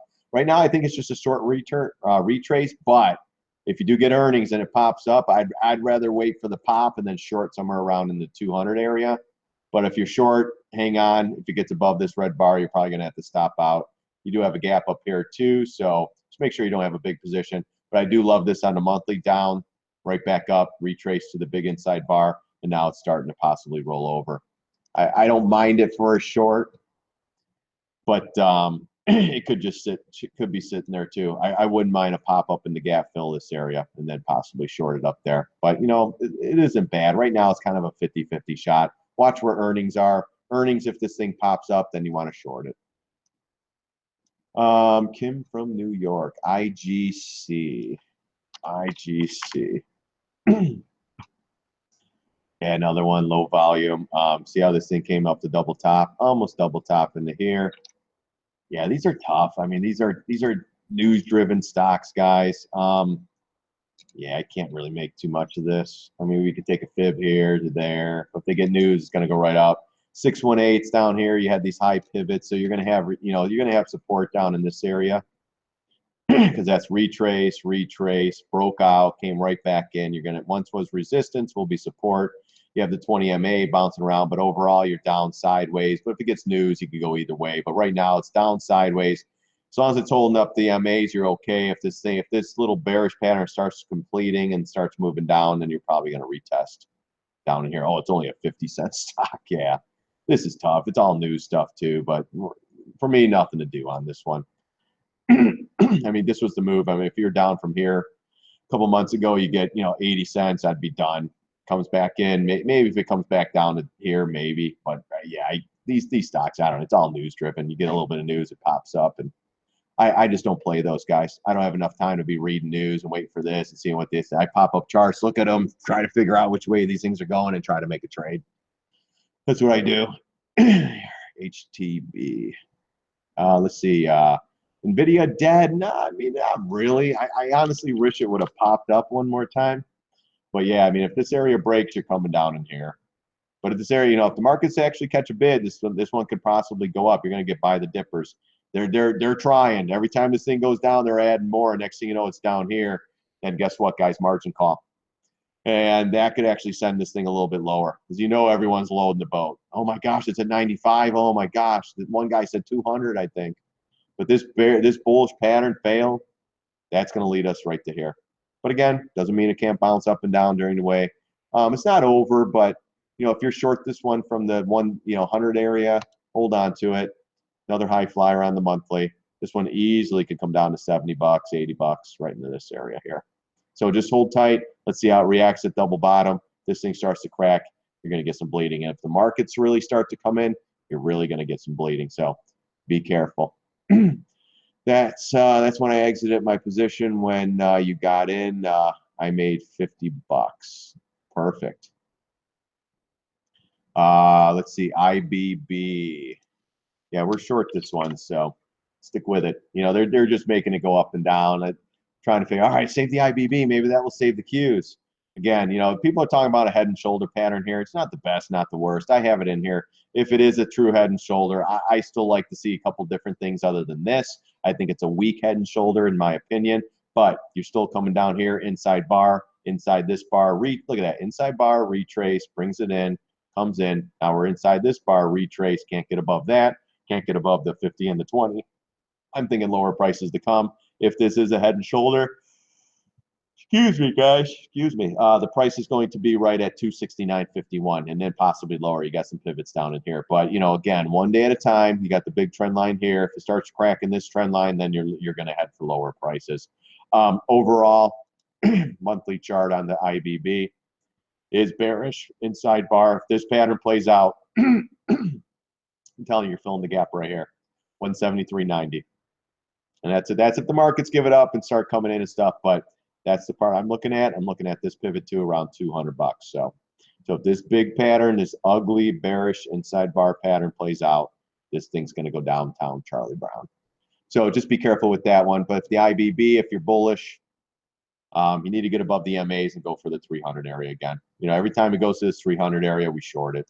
This is one we shorted a number of times. Short, short, short, short, short, and we added shorts up in here. So cover, short, cover, short, cover, short. You know, again, if it gets down in this area again, maybe give me a gap fill around 241. Then we'll talk about possibly going long. Again, guys, I got the bear costume on. I will be long in these markets eventually, just not now. Thanks for the answer. But when pros saying something, I never believe them. That's part of the business. Yeah, no, it is. All the talking heads on there. Yeah, upgrading Amazon at the highs, news, everything. It's just like, what the hell is going on here? AMT. Yeah, there's your spot right there. There's your trend line, and look where it stopped. right there. I mean, it still could chop around. I think this is a high flyer as well, monthly chart. Yeah, not really good, but you know, it is starting to get extended a little bit. I want to see though. I think I put a position out there. Almost pot. Yeah, there you go. So we started adding at 120.87. We added more at 124.14. Our average position right now is 122.50. So we're almost at break even on AMT. Our first position was 320. Our second position was 411. So we just did this one the other day too on this pop-up. So I still like it as a high flyer. I love the fact that it came back in, cracked the highs, trying to keep it going so everyone gets excited and all the longs get in. When they get all the longs in, guys, there won't be any longs in, you know, it will be over. And then the markets give it up, it's going to be lights out. It is still a light volume name. I mean, it's a million shares traded, so I don't mind that. But again, you get a move like this from 102 to 120, you got to expect some sort of a pullback on this one. We're looking for a quick 10 bucks, you know, back, you know, 115 and then maybe back to 111 or so. And we'll be done. You know, if the markets start to break down, we might hold the quarter position. So honestly, you could get back to 100 bucks in no time. So yeah, we are short here. If you're long, just tighten that stop. You have a great trend line up here. You know, or if it gets above there and starts heading up, we might stop out and then maybe re-add it at 130, 140 if it goes higher, something like that. So just beware. I like the trade still. We have the position on one of our position sheets on StockBookie.com. I'm holding dust at 2400, hoping for a correction in the miners. Any thoughts? That's a tough one, man. We're long. Well, we sold some gold, GLD. You know, you start getting back up into here, and you got a couple gaps up here to fill. You know, I think this thing could be breaking out. I need to see more next week. Just be very careful with dust. You know, I mean, yeah, if you get a pullback, you get a nice thing. But I think gold, with the nervousness of the markets and all the stuff that's going on with Trump and North Korea, I think you might get a little more selling where people just say, you know what, I don't want to be in these markets. We had a great run, pull some profits off. Let's wait for lower prices and do it again. You know, so that's what I'm kind of looking at right now. But anything's possible. Gold's still moving up. Again, we sold half the position here, and we're going to try to ride it up. Don't tell you, is that yelling? I mean, she's even calling me on Good Friday. No, but yeah, Dust. Yeah, that's a tough one. That's another one that I really don't follow, Zach. That one just has a mind of its own too. So we can, you know what? I can pull it up though. What is the symbol? DUST. Yeah, but man, this thing's. I just can't. Yeah, I mean, this thing just keeps going. I mean, gold just keeps going up, so this one keeps going down. But you are at double bottom down here, so this is your saving grace. So if you do get a bounce, get the hell out of it. If you get that bounce, if you get the bounce, you're probably looking at back to the moving averages here. This breakdown area. Maybe right in the around $30. So if you get the $5, just take it and say thank you. You do have a gap fill here too, though, at 27.84. So you have the top here too, just in case. I just want to see, has it gone lower? Yeah, it has gone a little bit lower. So you have a chance of this thing hitting where's the price at? 22.61. So it could go a little, it does, hold on, let me go a little further here. No, that's the lowest it's been. So yeah, I mean it could go a little lower if that area breaks, but it's starting to find support here. Again, if you get a couple day bounce, get the hell out. That's pretty much how I would play that. Yeah, I was trying for double top. Great catch on that gap fill back from August. I'm in May 19 calls on that. So I'm worried about being burned next week. Yeah, that's tough. The calls are tough. So I'm not sure. Let me look back at that. Oh, the ABX, yeah. So yeah, the ABX, hard to say right now. We're gonna know more, of course, next week. But yeah, tough. Right now, tough for the longs, good for the shorts. And you just gotta take it one day at a time, guys. That's it with the trading. Let the markets tell us what to do. Right now, everything looks good for the shorts, but you never know. We could get a massive rally tomorrow on some news or something. Yeah, and X, we traded this one a bunch of time too, guys. Another one, the Trump trade. Oh my gosh, it's a Trump trade. I think we're going right back here, $17. We're gonna have some stops on the way. Don't get me wrong, but after this bleed, we crack this area. It's got to get above this area. If it's got to save the day right here, this is your area. Remember, it's a Trump trade. It's got to go up. He's going to use U.S. steel. That's he has to. Ay, ay, ay. People. Talking heads really got this one rumbling. Look what we went into, guys. 200 moving average. This is the monthly. High pivot. Wasn't going anywhere. I wish I would have held this. Ugh. But we come back down in this area, $20, 23. I maybe get interested. But yeah, this one's just heading down, guys. You're going to have some stops on between, but this little sell here, got below here. Bottom line, it's got to get back above these MAs, above this pivot, and then possibly higher price. If it doesn't do that, you might get the bounce off to 27.65 off the 200 moving average. Then you have a gap fill, a couple other things. But yeah, this is going to be a big area right in here. So keep an eye on that. If that thing fails, you're going to go to $25 gap fill, and then maybe the bounce. But yeah, this thing's just been, look at this, down, retrace, get all the suckers back on, down, get all the suckers back on, down, get all the suckers back on. One, two, three more times, and then flush it in their face again. So the guy who bought up here, bought it here, bought it here, bought it there, and every time he's getting killed. Because every time he bought it here, it would just go straight up because that's going to work forever. Now and then he loads up more, sells, loads up more, sells. Now this time he's going to show everybody with margin. I'm going to buy with margin this time. I'm going to show these guys, and then they dump it in their face. So got to be careful with this stuff. So yeah, continuing down, yes. So just if you're short this one, ride it. You're going to have some support down here, but ultimately I think we're still going back to the at least 20 and then maybe even lower. We'll have to see how it reacts once it gets there. Yeah, CMG and MD, thanks. Yeah, no problem. I looked at those earlier. Same thing. They just keep going up. That's going to be one we're going to be the well, shorting. I mean, you got to short those.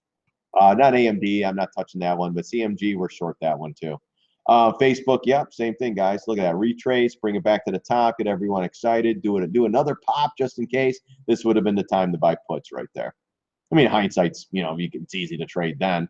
But after a retrace back to double top, I haven't been watching this one. We are short this one in a trade. It's working out pretty good, and we'll see. We'll see if this thing keeps going. Again, monthly chart, high flyer. It's the same old song and dance with me, guys. Monthly chart extended, blah, blah, blah, picking on these because the charts are high.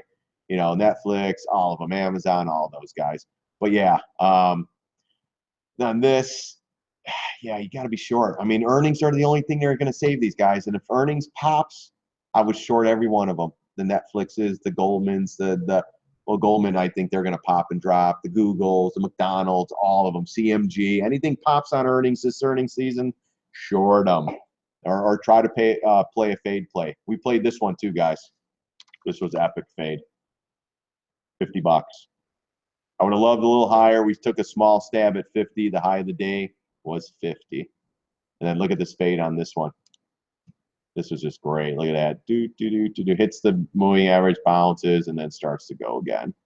But yeah, these are the plays we're starting to find. That JPM, though, God, the hat's off to JPM. Thank you. Thank you, Jamie.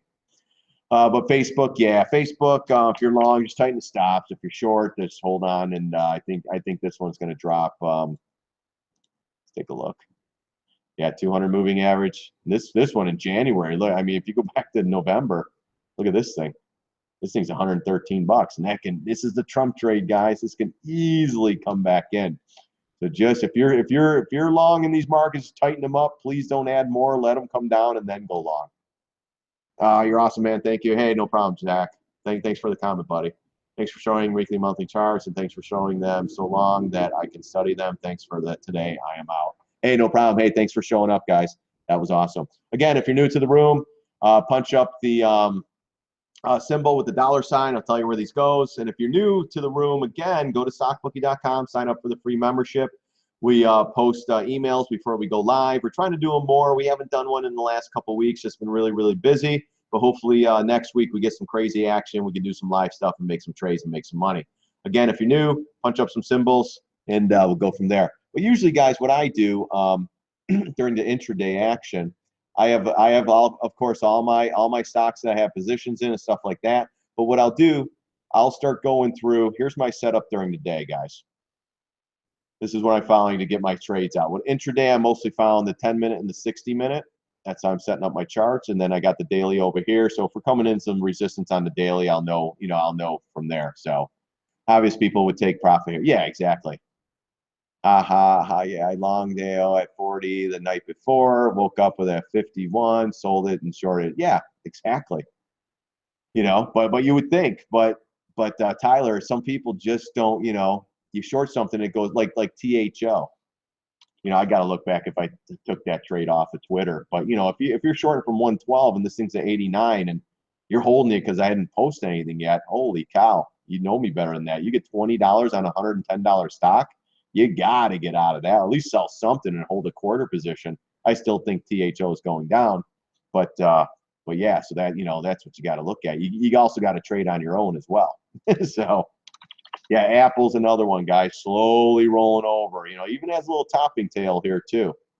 So you got to keep an eye on the topping tail.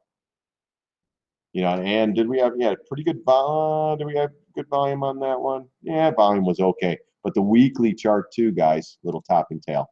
So, but this is what I like about the topping tail. So if you want to go short, you can use this topping tail as a stop out.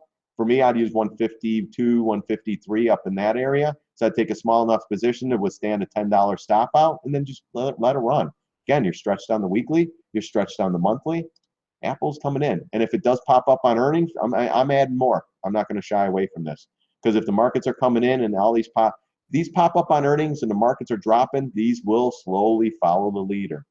Okay, that's how you got to play these things, guys. So Apple, nothing wrong with it though. Slowly coming in. We did pierce through double top. It almost looked like it was start to break out. It still could, but again, I still think it's weak up here, and you could tell on the daily. That's just slowly giving it up now, guys. I mean, still, we got below, still have a lot to look at. You got the double bottom pivot here, blah, blah, blah. But at the end of the day, I think when this is all said and done, I wouldn't rule out 104, but let's see how it does at 117, 118 in this gap fill in this gap window. Those are big areas too. Again, still early. Markets still give it up. This will come back in with the rest of the markets. Bison? Oh, no. Bison. It's another low flyer. Let's see. Bison. Hold on. BZUN. I have no idea what this is. Yeah, another one. Look at that. they bring it up right to this high. So we've looked at this one before. Yeah, I mean, if this one, here's your line in the sand, looks like right into it right now or getting close. Got it for government work, close enough. You have the 50 and the 20. Yeah, I mean, this could be the area if it bounces. If it doesn't go through, what's the volume? Volume's not bad. Looks like it's picking up on some news maybe. Yeah, if that cracks, you're going here. And if the markets start giving up, you're probably going back down to 10 bucks. But, you know, you hit this double top here. Look at that. You even had a gap fill right there, too. So hit that double top, great resistance up in this area. Came, you know, got everyone long, retraced it right back in everyone's face. And I don't know, depending on news or whatever, I don't know what the stock is, but 382, yeah, I mean, you can easily go down to the 200 MA here. So just be careful with this one. If you're long, tighten the stops. If you're short from up in this area, just ride it. You could go either way. Right now, you're in the support, so it could bounce. If that support cracks, you're going lower. Dust calls look great. Possibly, you know, just, yeah, just remember, don't go crazy on them. Do a small position and rock and roll. You know, don't get killed. Period. CRBP. CRBP.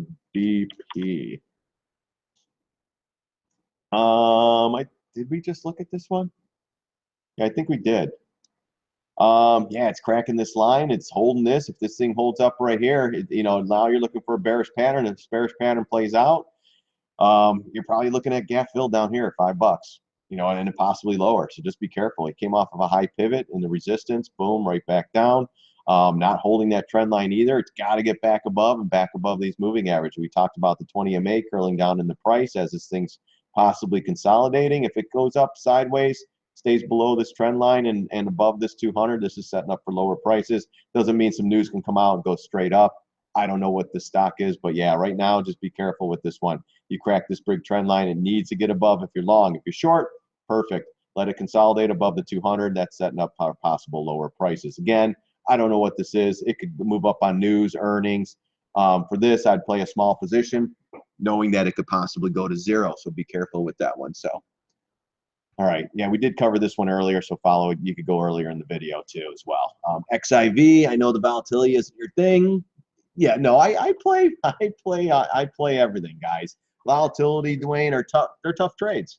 You know, the VIX and all that stuff. Yeah, you know. But again, you know, you got to put the right size positions, and you do it. You know, the volatility isn't your thing. But I'm curious what your TA looks like, right or wrong. There's some DD other than needs to be done prior to trading. XIV, yeah, XIV is tough.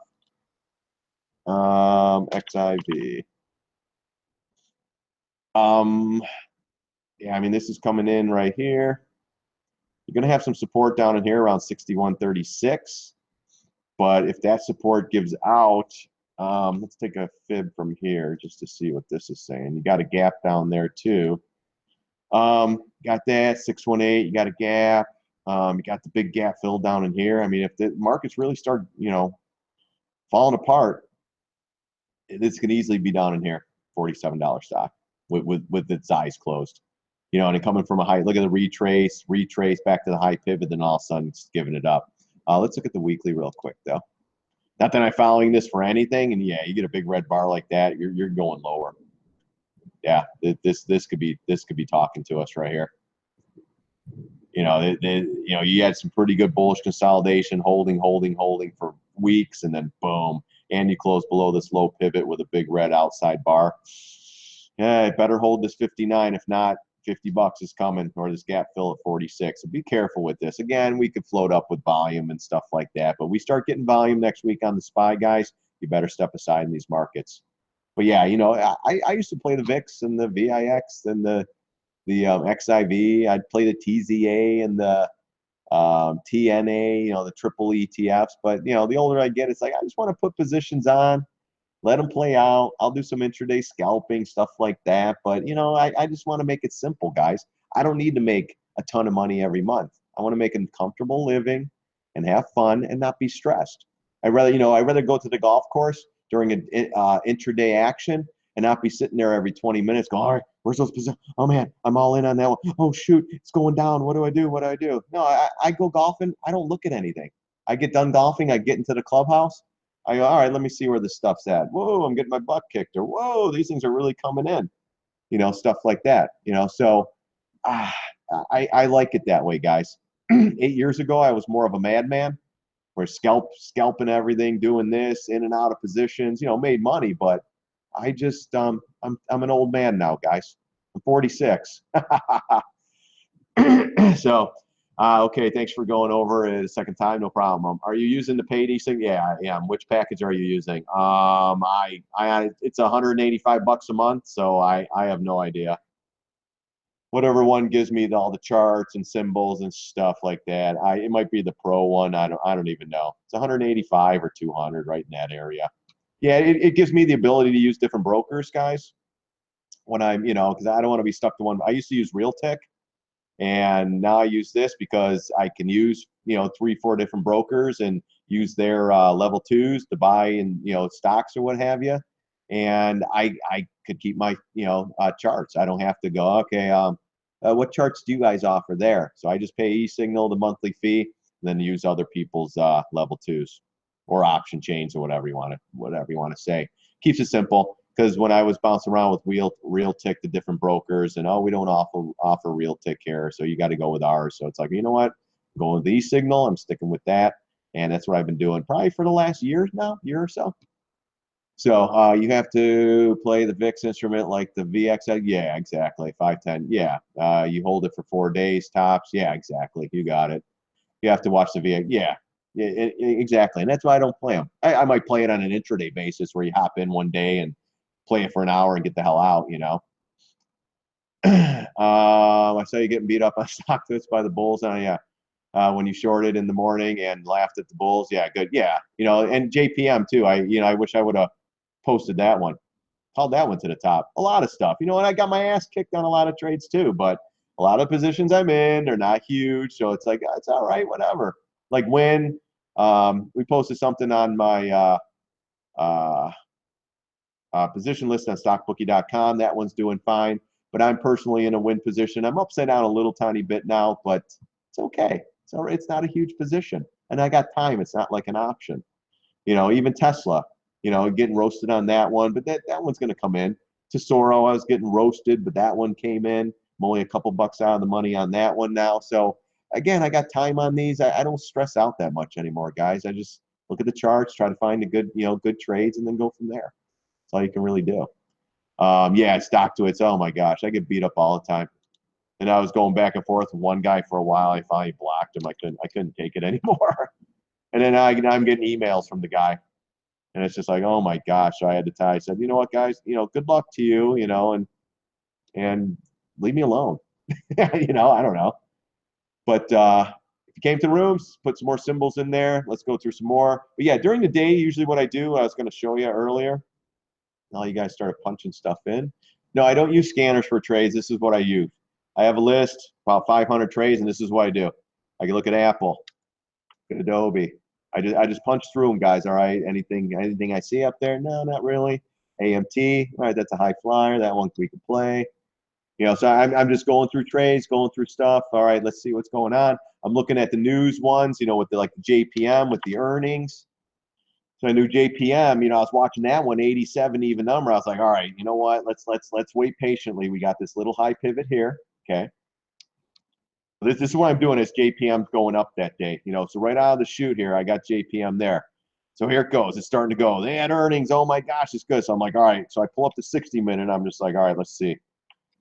So on the 60-minute, I want to put a fib on there too. So I'm looking at the fib. Okay. Looking at the fib, I got the 618, 750. That's going to be a big area. I know this one could possibly shoot up to 87.50. So I know at $87 there's going to be a high pivot, 618, and the even number. So at 87 bucks, I'm going to be interested in this JPM. So it gets up there, guys. Boom! I put some puts on, knowing that I can add more up here just in case. Yeah, as soon as it hit there, guys, right here. Hit it, lights out. God, oh my gosh, there's nothing better than a trade like this, guys. And then it's fading. I didn't post this one on StockTwits. I wish I did. These are all the ones where the bulls come out. You're an idiot. This thing's going higher. It's like, all right, let's see if it fades. And all of a sudden, the rest of the day, And by the time it gets here, guys, all the people that rip me, they block me. It's funny. It's funny stuff. But for me, I don't care.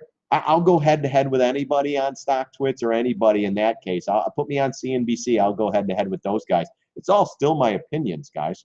But my opinions are coming from charts, which are pretty black and white. Do I get it right all the time? Nah. Do I get it right a lot of the times? Yeah, I do okay with it, you know. But again, money management's a big part of it too. What's up, Rags? What's up, buddy? Hey, I want to talk to you in a little bit. If you're going to be around, punch in. I'd like to talk to you after this session here, bud. But yeah, I mean, this was just epic, and those options just holy crap. And this one, I think, let me see. I could look at my email. I think I went April 21s on this one. Let me look. Oops, I don't have my email up. Yeah, I think I just took a week out, I think it was, or 2 weeks out. I said, just in case if I get stuck, I still want to be in this. And boom, I got out, and that was, I still love that trade. That was awesome. And then it's a small one. I think I only had $1,000 worth or whatever, maybe 1,200. Got my 1,200, cut it. I might have one left though, or two. I would have, honestly, I don't even remember. That's the other thing. My short-term memory, guys, really sucks. I just ask my kids.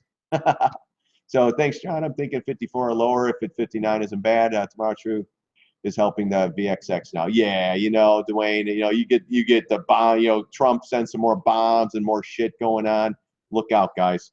Markets are going downtown, so you got to keep that in the back of your mind as well. London Liquidators, look at that, 21. This is another one we played at the bottoms. But, you know, again, on news, stuff like that. Anyone catch how the price target on INCY came out yesterday? Higher, and today they came out with FDA denial.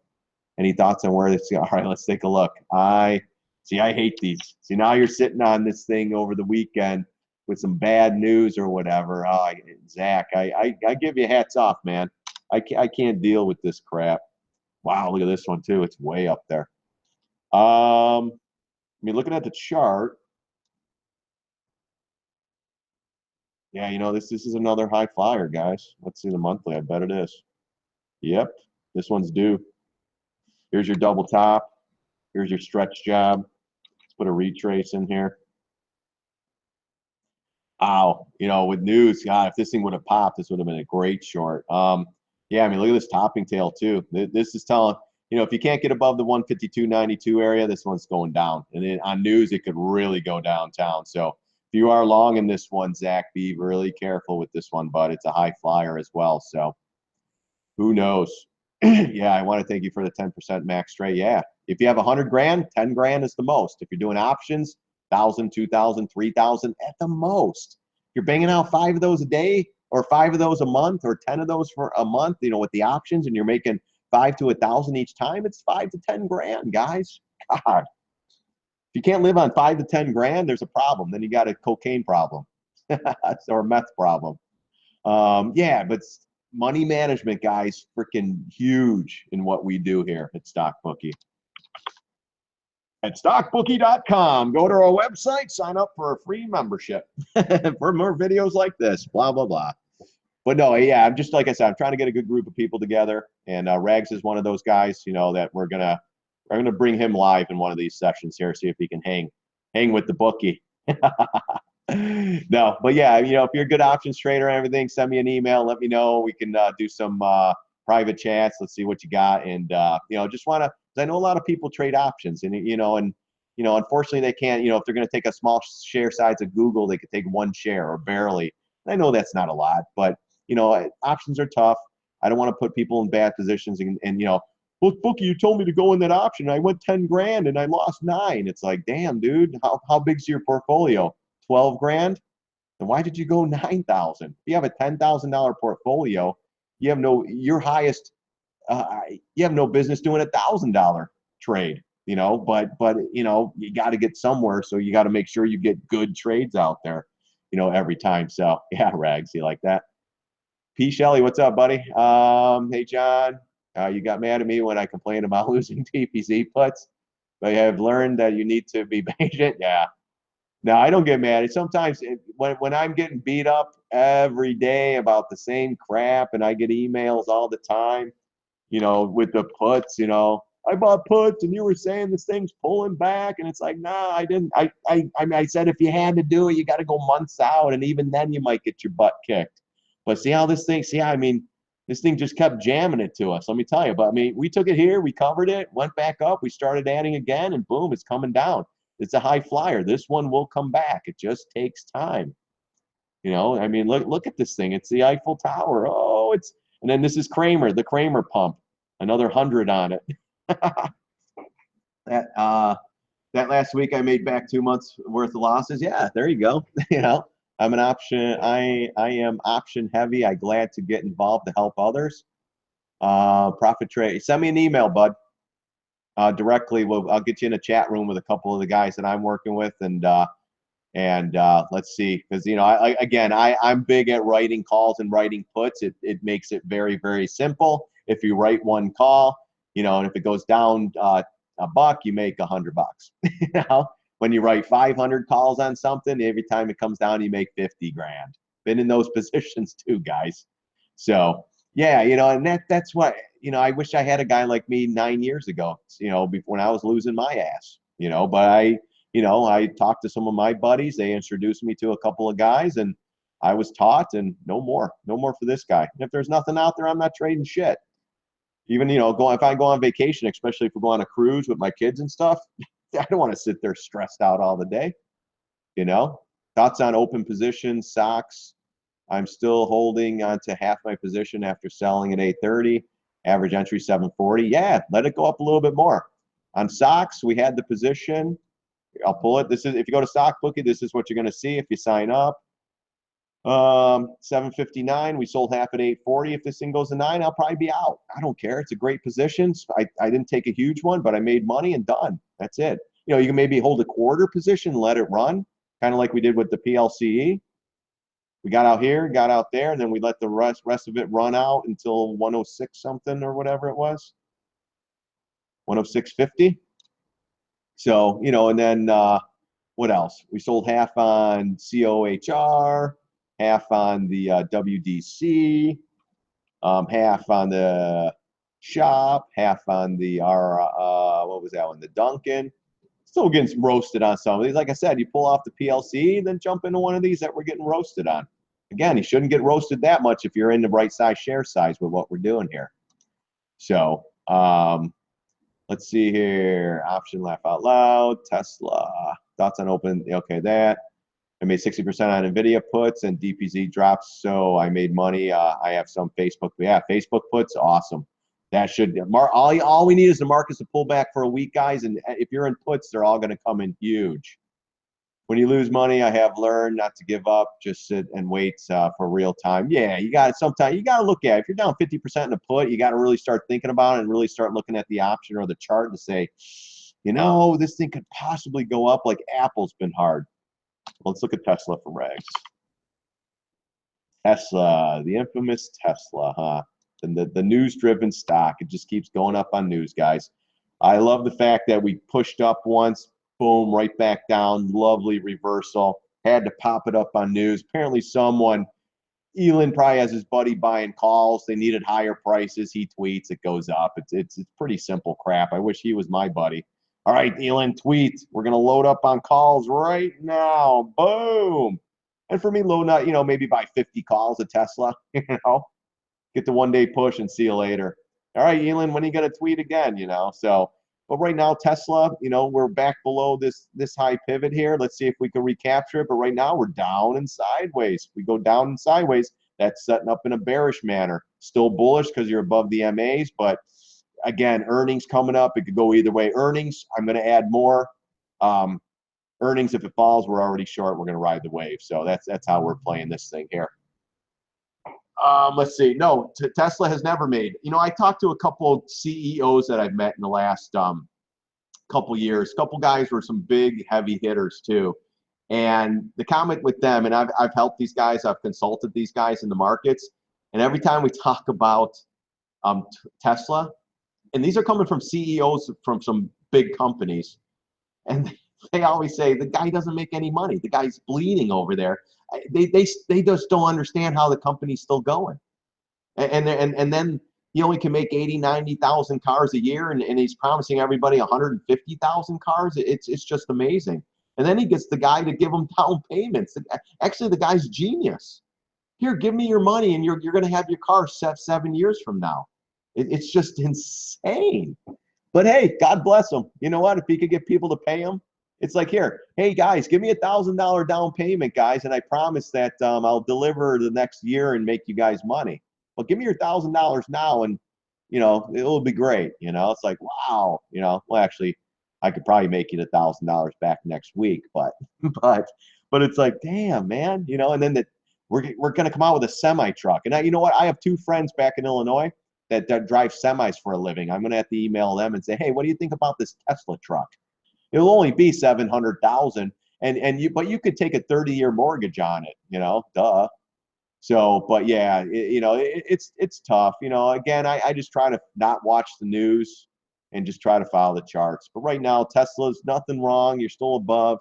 But again, Tesla on the monthly, it's stretched. I wouldn't doubt this comes back to in the 220s, maybe lower.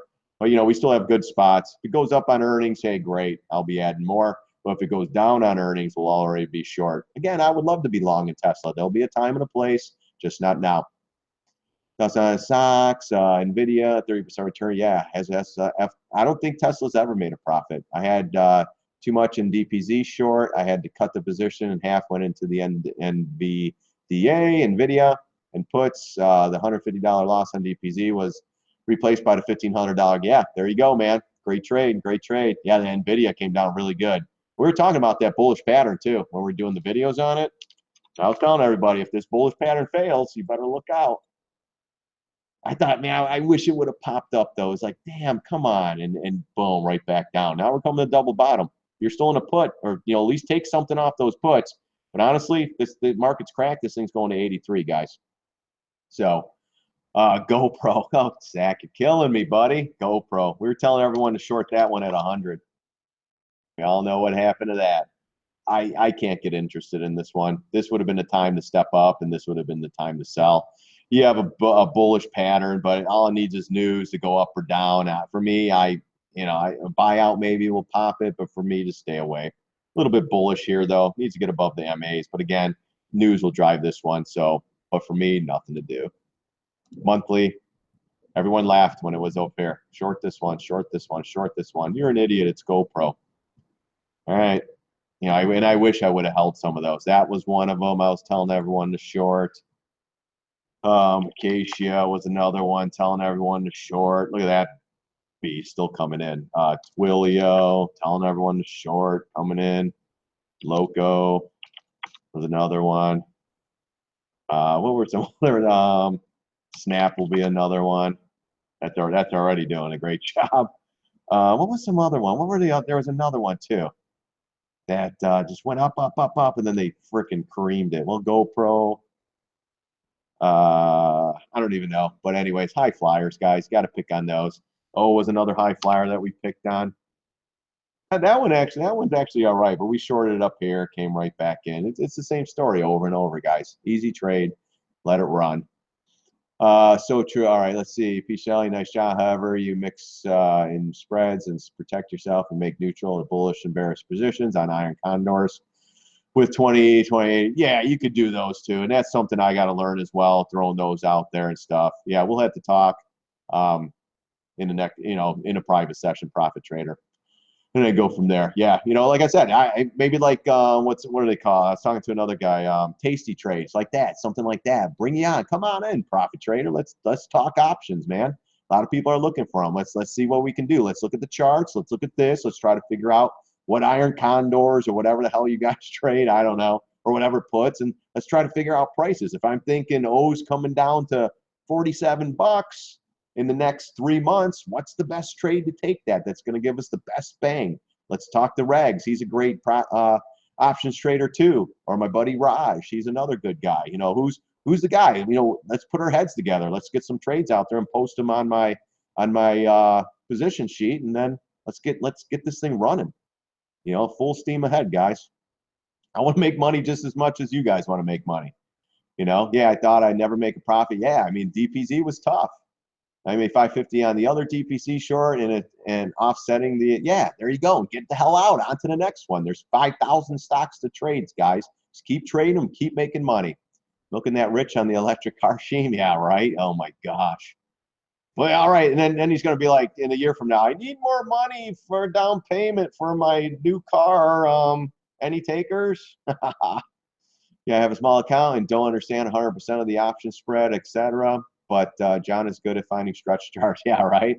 Now, I'll find any trade. I don't care. I'll show you guys one a long time ago. I was consulting the guy, and I've told the story before. It's on Win.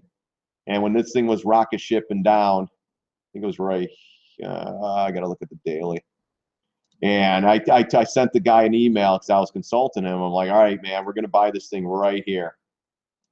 And he was like, and this thing, look at this thing. It was coming 220, 180, 150. And I told him right here, right at 51.15, $50, we're going to take this one long.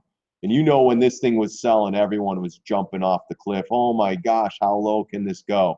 We bought this here.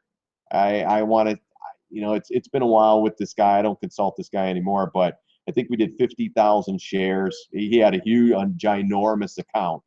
And look at this move. We went from 50 to $75 in 4 days. And he was like, oh my gosh. And actually, I think he only did 25,000. So I was like, step up, dude. This is the time. You want to make money? This is the time to do it. And when it was all said and done, it was still a $100,000 trade, or what was it? 20? I think we did 25,000 shares, and I was telling him, gap fill, and then we didn't carry the whole trade, but it was like, holy crap. And then when it came back down, we did the same flipping trade, double bottom. You had to do it, almost the same. And this one, I think he did the 50,000. You get 50,000 shares, you get $10. It's a $500,000 trade. It was like, holy, pull it, sell it. I don't care. $500,000 in 3 days. Oh my gosh. Yeah, guys, this guy had a ginormous account. We used to huge positions. We would write 500 contracts of Priceline, $13-14 million positions. It was crazy. We had a lot of fun though. So let's see. Yeah, small accounts. Yeah. Netflix earnings next week, and Vega is high. And options, Greeks. Okay. See, that's the other thing too. I want to understand all that stuff as well. I understand, when you're buying a put, you want to buy on a push up where the premium goes to, 50 cents. And then, 2 days later, the thing tanks and that 50-cent premium goes to $5 and you make a killing. I get that part, but I want to understand the one trades where you got to get in and the thing sits there for a month or two. What are the best options for that and stuff like that? Yeah, still short Fizz. Hell yeah, I am. Why not? This is just another one that just keeps going up, guys. Fizz. Unbelievable. And now I'm starting to like what we're seeing here. We're starting to get some tails here, guys, on a kind of a rollover umbrella pattern. So let's see if they can hold this one up. Earnings that might pop. So make sure you don't, not overdone in this position, but look at the monthly, dude. Dudes, look at the monthlies.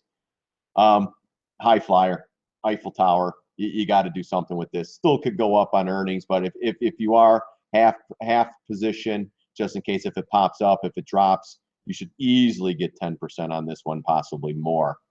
So yeah, stick with this one if you're short. Options are tough, but we're getting to that point though where I might actually this would have been the time to buy the puts on these two little pops, because we're getting really close here, guys.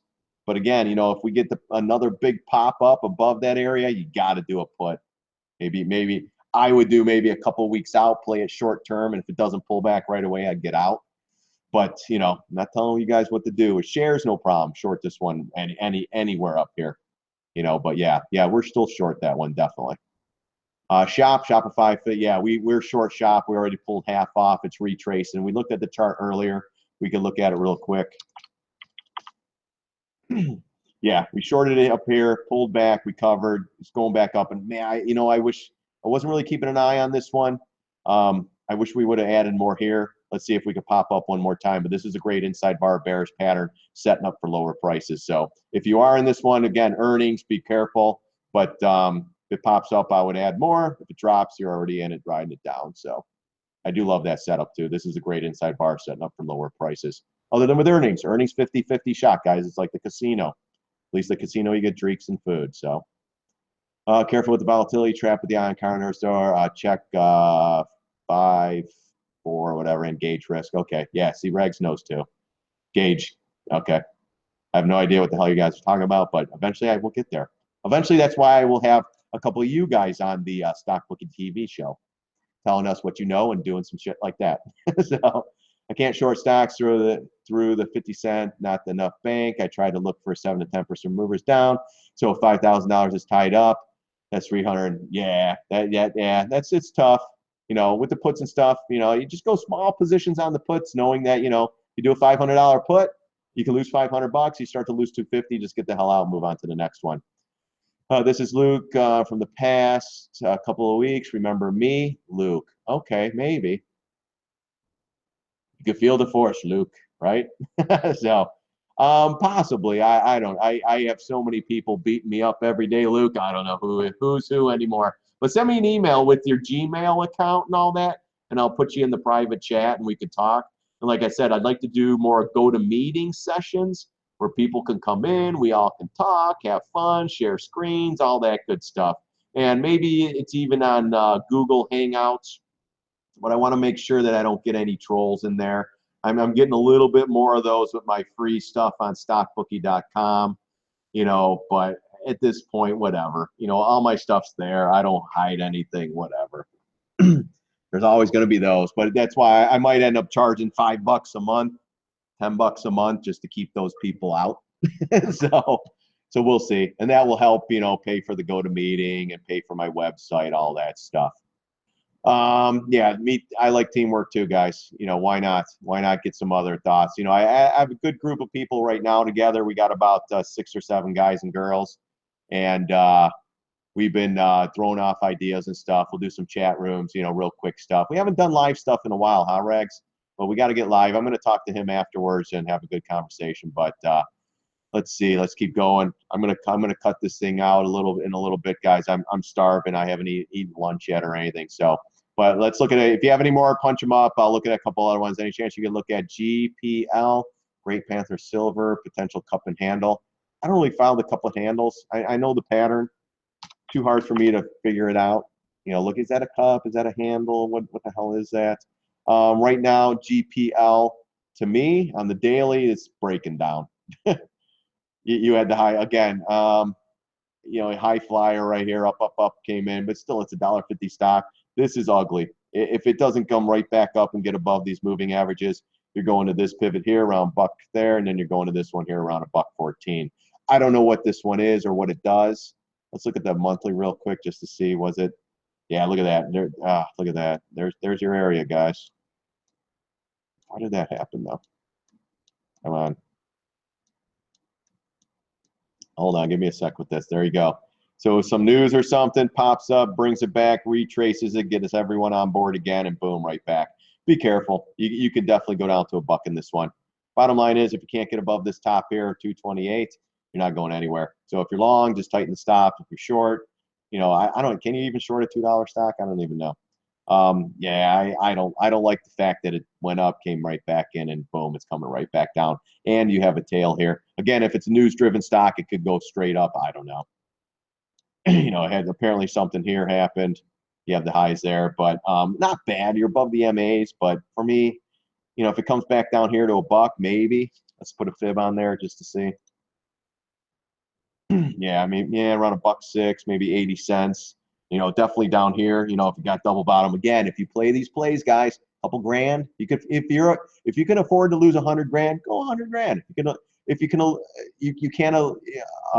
lose 1,500, then go 500. If you can't afford to lose anything, then stay away from these. You know, play it like an option. What are you willing to lose, or what are you willing to risk in trades like this? Because if it is a news-driven stock, it could pop or drop at any time. So yeah, I see what you're saying with the cup and handle. I can't decipher that. I mean, maybe it goes up like this. I don't know. For me, it looks like it's starting to break down and you're coming down into this area. That's what it looks like to me. But again, it could be a news-driven turd and go up and down on that stuff too. Oh my God, on late, curious what charts you already covered, John?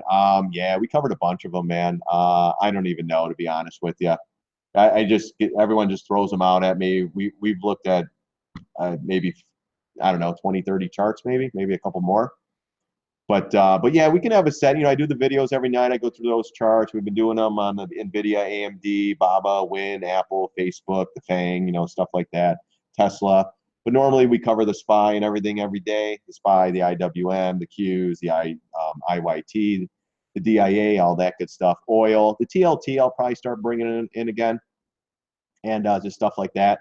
But yeah, Luke, we do so many. I don't even know some names that come up. I mean, if you look at here, we've looked at Shop, Fizz, Win, O, Snap, Loco, Twilio, Acacia, GoPro. Some of these we didn't look at, and then some. Those are just on the list there. So Apple, SPY, whatever. What I just throw it out at me, I'll look at it. Dreams come true, right? Yeah, exactly. Right there. Top. Let's see. TOP. I don't think we looked at this one. I don't remember. Let's see.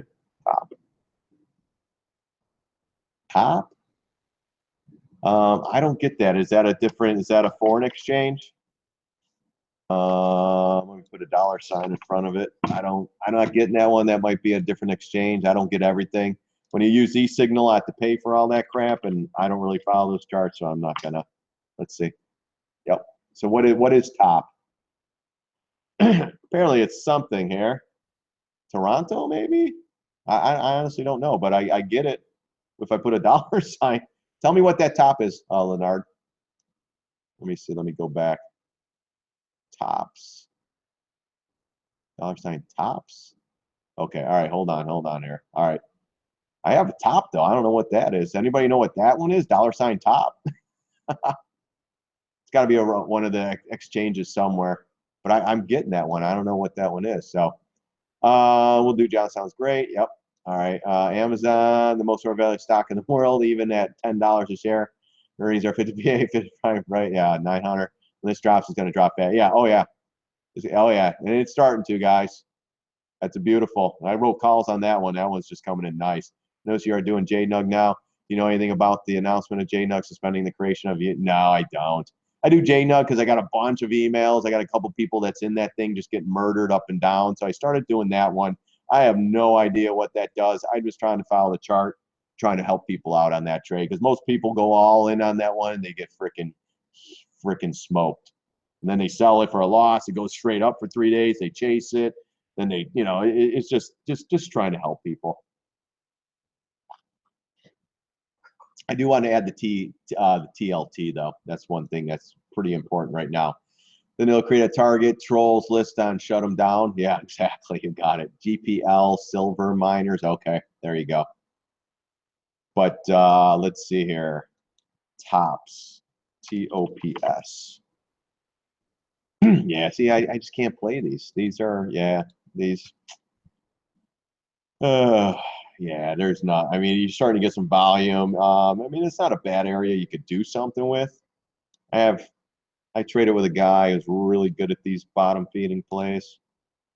I mean, looking at the monthly, that it could pop anytime. I mean, looking at this, but let's see, is that the all-time low? All-time low. I mean, you got some volume, you got some people probably getting out of it, just going, holy crap, how low can it go? And that's probably the time you want to get interested on this thing. But for me, 2,000 shares, $1,000 worth, just give it a shot. It pops to, $5, $6, get the hell out. For me, it's there's nothing. There's not a play here. Maybe the volume. Let me look at the volume on this thing. Something's going on down in here, but that's probably just people just giving up on it. So if you want to take a small stab at it, just if you're willing to lose $5,000, throw $5,000 at it. If you're willing to lose $10,000, throw $10,000 at it. Get 20,000 shares. This thing pops a buck or two, get the hell out. That's how I would. I don't play those, but that's how I would play it. Whatever you're willing to lose, put it in there. Chelsea isn't looking too good, but AG is starting to break out concerning silver stocks. AG, let's see, what's AG? I don't know what AG is. Yeah, not really though. I mean, you got in the monthly chart, you got a bearish pattern. It's holding the MAs. Let's look at the daily really quick. Yeah, see the daily. See what you're doing here? You're coming back down. You're just retracing. You got a little tail here. Let's do. Let's take this off here. So I've looked at this one before. I just want to see what it did on this retrace here back to the highs. Yeah, see 618. That's a big area. A lot of times it will overshoot to here and you have a high pivot there too. But this tells me this isn't breaking out. You have a nice bullish pattern here, but it's starting to chug, chug, chug. You have some volume coming in here because people are probably chasing it. But look at this. Markets came in, that went straight up and straight back down. So that's telling me a little tail there. Now let's see if this sets up a pattern or this actually retraces and starts to come in. So it isn't bad. You're above the MAs. You're still not above the 200. But yeah, these patterns, I love these because they retrace and they always go down. So keep an eye on this one. This is telling me a retrace in the next leg down. But again, it could go back above these. Anything could happen. I don't know what this one is, AG. What is AG? Is it starting to break and starting silver stocks? Okay. Yeah, so keep an eye on those. Tops. Yeah, we did those. That one's just a tough one. Tops, dries with the T. Yeah. Yeah, dries too. Kara, I think we looked at this one before. Or did we look at this one today? Yeah, this is another one. Let's see. Here's your top here. That's what's trying to break down. You can almost do this. If you really want to, you're pretty much in a channel here on this one. Come on. So yeah, kind of caught it here. They popped it back above, got it in, boom, coming in.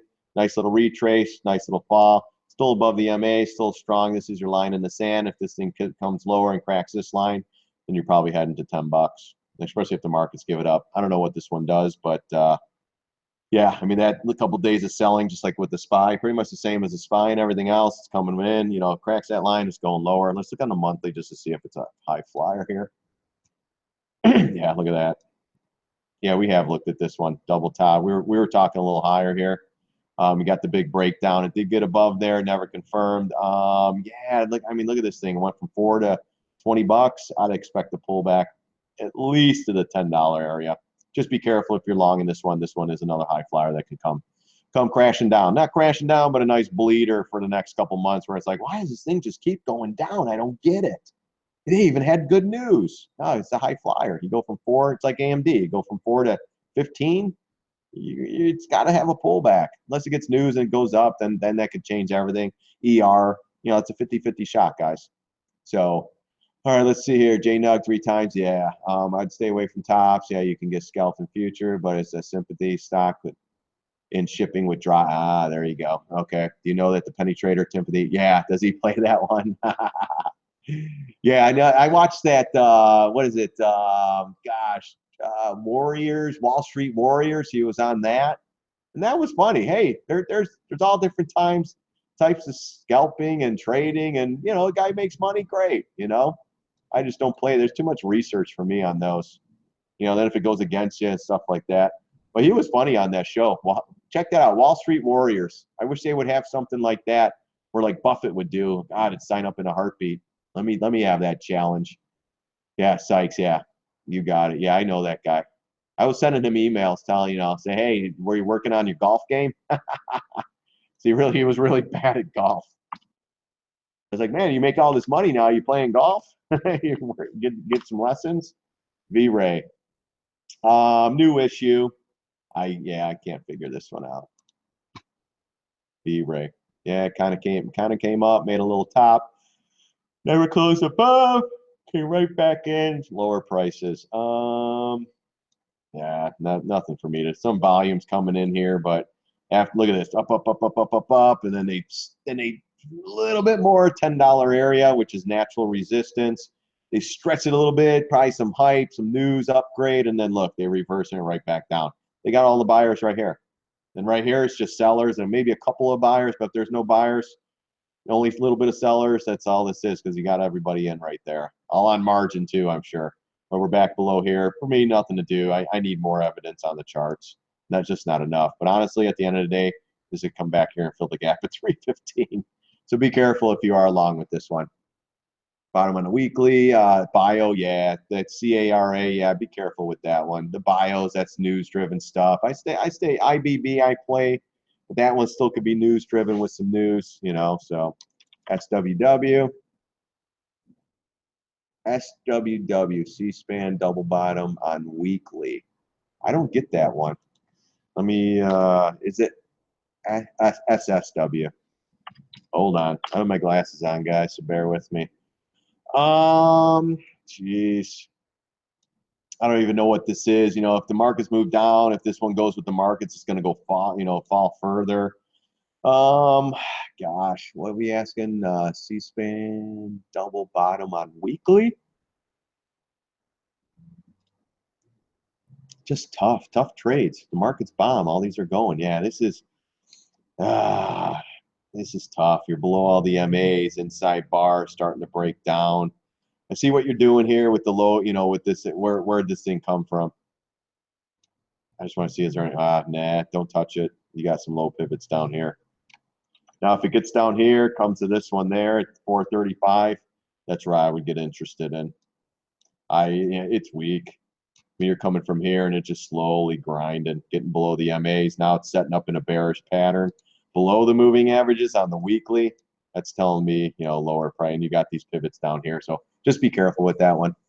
You know, if you're trying to go long in this week, go long, just make sure, you know, if you have $10,000 to spend, you know, go half of that right now. And if it gets down here, add it here. But, you know, be willing to lose because next thing you know, it's a $2 stock. And you're like, damn, getting hammered down here. What the hell do I do now since I went all in on my account? So just remember, if you take $1,000 stab at it, buy, you know, whatever, 500 shares. If it goes down, do 1,000 more and then hold it and see what happens. Just don't go crazy on these. LABD. Yeah, this is the Biotech, right? Lab D. This is, let me see here. LABD. What is this? Yeah, bear. Yeah, I mean, you can live. We were talking about this one. This is the time you can nibble, but remember, just don't go nuts on it. You start popping, you know, I mean, this one easily can be a $31 stock. Got to get above the MAs first. But I do like this setup, guys, on Lab D. It's still, if the markets sit, I think this one will drain like the VXX, so be careful with it. But I do like the possibilities on this, especially in the time frame and everything that's going on right now. They did pop it back below, so let's see if we could get another retrace down, maybe back into the 950 area. But, you know, if you want to start adding something here, it's not bad, but it needs to pop back up and get above. We could get above this 50 and 20 MA. This thing's going to take off. You're looking at 1610, and then the $20 area, something like that, 1931. You got the 200 MA here too, so be careful with that. So, but yeah, I do like this setup right now. It is a bottom feeding player. Just make sure you don't go heavy on it. Make sure you can add more just in case if it goes a little bit lower. We got earnings coming up, all that other stuff, and you know, these guys got to get these markets higher. That's their going life, guys. So yeah, man, looking at those, I'm gonna put in at the bottom. Yep, thanks for looking at that though. Yeah, triple reverse. Yeah, CATB. You're killing me with these, Zach. Yeah, I can't. There's nothing to do. I mean, you could take a stab at it, but you know, it could go back down to $1. You know, yeah, these I just don't play. I gotta find stuff. You know, like the Apples and Netflixes, the Wins. If it's coming up with news, yeah, anything can happen with these. But again, play it like an option. Just go small, slow, and steady, guys. So, all right, I think that's gonna wrap it up, though, guys. I gotta eat. I'm starving. It's 2:27 out here in Phoenix. I'm in Arizona, guys. But I really do appreciate everyone showing up today. It was a good session. I do like the, you know, if the SPY's moving and everything now, it's a little more fun where we could find some trades. This was a little bit slower, but hey, we got a good group of people together. Went over a lot of different things. And remember, guys, if you're new to the session, we're following the SPX or the SPY. If you look at the SPX on the monthly chart, if you're late to the session, this is why we're mostly short in these stocks here. And again, sign up at StockBookie.com. It's a free membership. You get the email alert right before we go live here. And we got our trade positions, all that other stuff. But this is why we're short the markets, guys. This is the dot-com boom, the housing crisis, and this is where we're at now. And then it will be the central. We got to blame it on something. It's not going to be the central banks that create every freaking bubble in the world. They'll figure out something to blame. Maybe it's the car loans, the student loans. There's talking about foreclosures creeping up again in the housing, you know, stuff like that. So it's going to be interesting, but this is why we're short the markets. You can't go long at the top. Some people do, great, but for me, it's easier just to go short. wait it out, and let's see how this thing plays out. If we do go down, I think we're going to go down fast and furious. So just be careful with these. A couple more. Yeah, no problem, guys. I really appreciate you guys showing up too. One last one for me. GSX. All right, we'll punch that one in there. GSX. GSX. That GSK, I mean. Yeah, I'm going on this big spiel about how I love this stuff, guys. Quick one though, monthly below the MAs, daily chart. Yeah, still look at the run though. I mean, this run, you're right back into these areas. You got the gap fill up here. You have the big bar there. You know, you come back in, you catch support, bounce back up. You got to hold the support. If it doesn't, you're going to fill the gaps going down. So just be careful with this one. And actually, you can make almost a case for a little head and shoulder here. Let's see if we go up and come back down. If that's the case, guys, watch for this one. Wow. There's your neckline right there. I like this setup too. Let's draw this in. Here's your shoulder. Here's your head. And let's see if we could come back up here a little bit more. And then if this thing comes back down, test the trend line, that breaks. Here's how you measure the head and shoulder. You take that, you do that, you do this. Watch, there'll be a gap fill or something here. Well, gap fill right there. Look at that gap fill. So that's your 0.3974. So it's not that big of a break, but if we get down up here to 42, 43, even, you know, even if it doesn't negate the head, if we get to 42.60, you know, it comes right back in, that could be a head and shoulder, and that's your target down in here. If the markets are giving it up, then you're going to go lower. But yeah, check that one out too. All right, guys, that's it. I could keep going, but I'm hungry. Let's see here. Have a great, yeah, you guys have a great Easter too. Oh, it's great. I can't wait. My mother-in-law has my kids right now. They're going to see that Baby Boss or whatever. Netflix truly calling to us. Disappointment on domestic subscription growth, 11 to the last 14 quarters. Yeah, I don't. If that's all the stuff, yeah. Again, if it pops up, I'm adding more short. If it goes down, I'm already short. You're the man, John. Thanks, Zach. Brad, thanks, buddy, for showing up. Thanks for the GSK. Yeah, look at that though, guys. That's not bad. I kind of like that. But hold on. Let's go to the monthly chart real quick here before we go. Yeah, see, the monthly, you can't really see it. I like when you can see it on all time frames. But check this out. This is down sideways. They're trying to recapture it. Nice retrace up in here. You know, I would love this area too. Gosh, if we got up to 45, that would be a dead-on short. But again, you know, just trying to retrace. And I still think we're coming back down to the November lows from the Trump trade. Let's see, the big short. The big short of garbage mortgages. Like, yeah. Is not in the situation yet, but second half of 2008, boom, said, yeah, you know, yeah, 2000, couple more years. But you got to think of the $1 trillion in the subprime car loans. You got to think of the student loan debt. There was something else that came up too. Oh, the credit card debt, I think, is pushing over $1 trillion now or something like that. So we're talking trillions of dollars in all this crap now. And people buying Escalades, bigger houses, taking out home equity lines, and that's the one too now, because everyone has money in their home now, so they're starting to take out equity, and that's gonna put everybody underwater. They're not talking about that. So yeah, remember the Big Short, subprime, anything tied with that name is a pile of crap. So remember that one too, guys. All right, I'm out, guys. Watch for my live sessions. Again, sign up for StockBookie.com. You'll get the email and all that stuff. And you get the emails from when we're posting videos and stuff like that. We're looking to do a lot of stuff this year, get more people on, do some roundtable stuff where we get more people on, more charts, more just more ideas, guys, to make money in these markets. More options ideas, too. That's what I'm looking for, too. All right, guys. Thanks again for watching. Have a great Easter holiday. And be safe. Don't do anything stupid.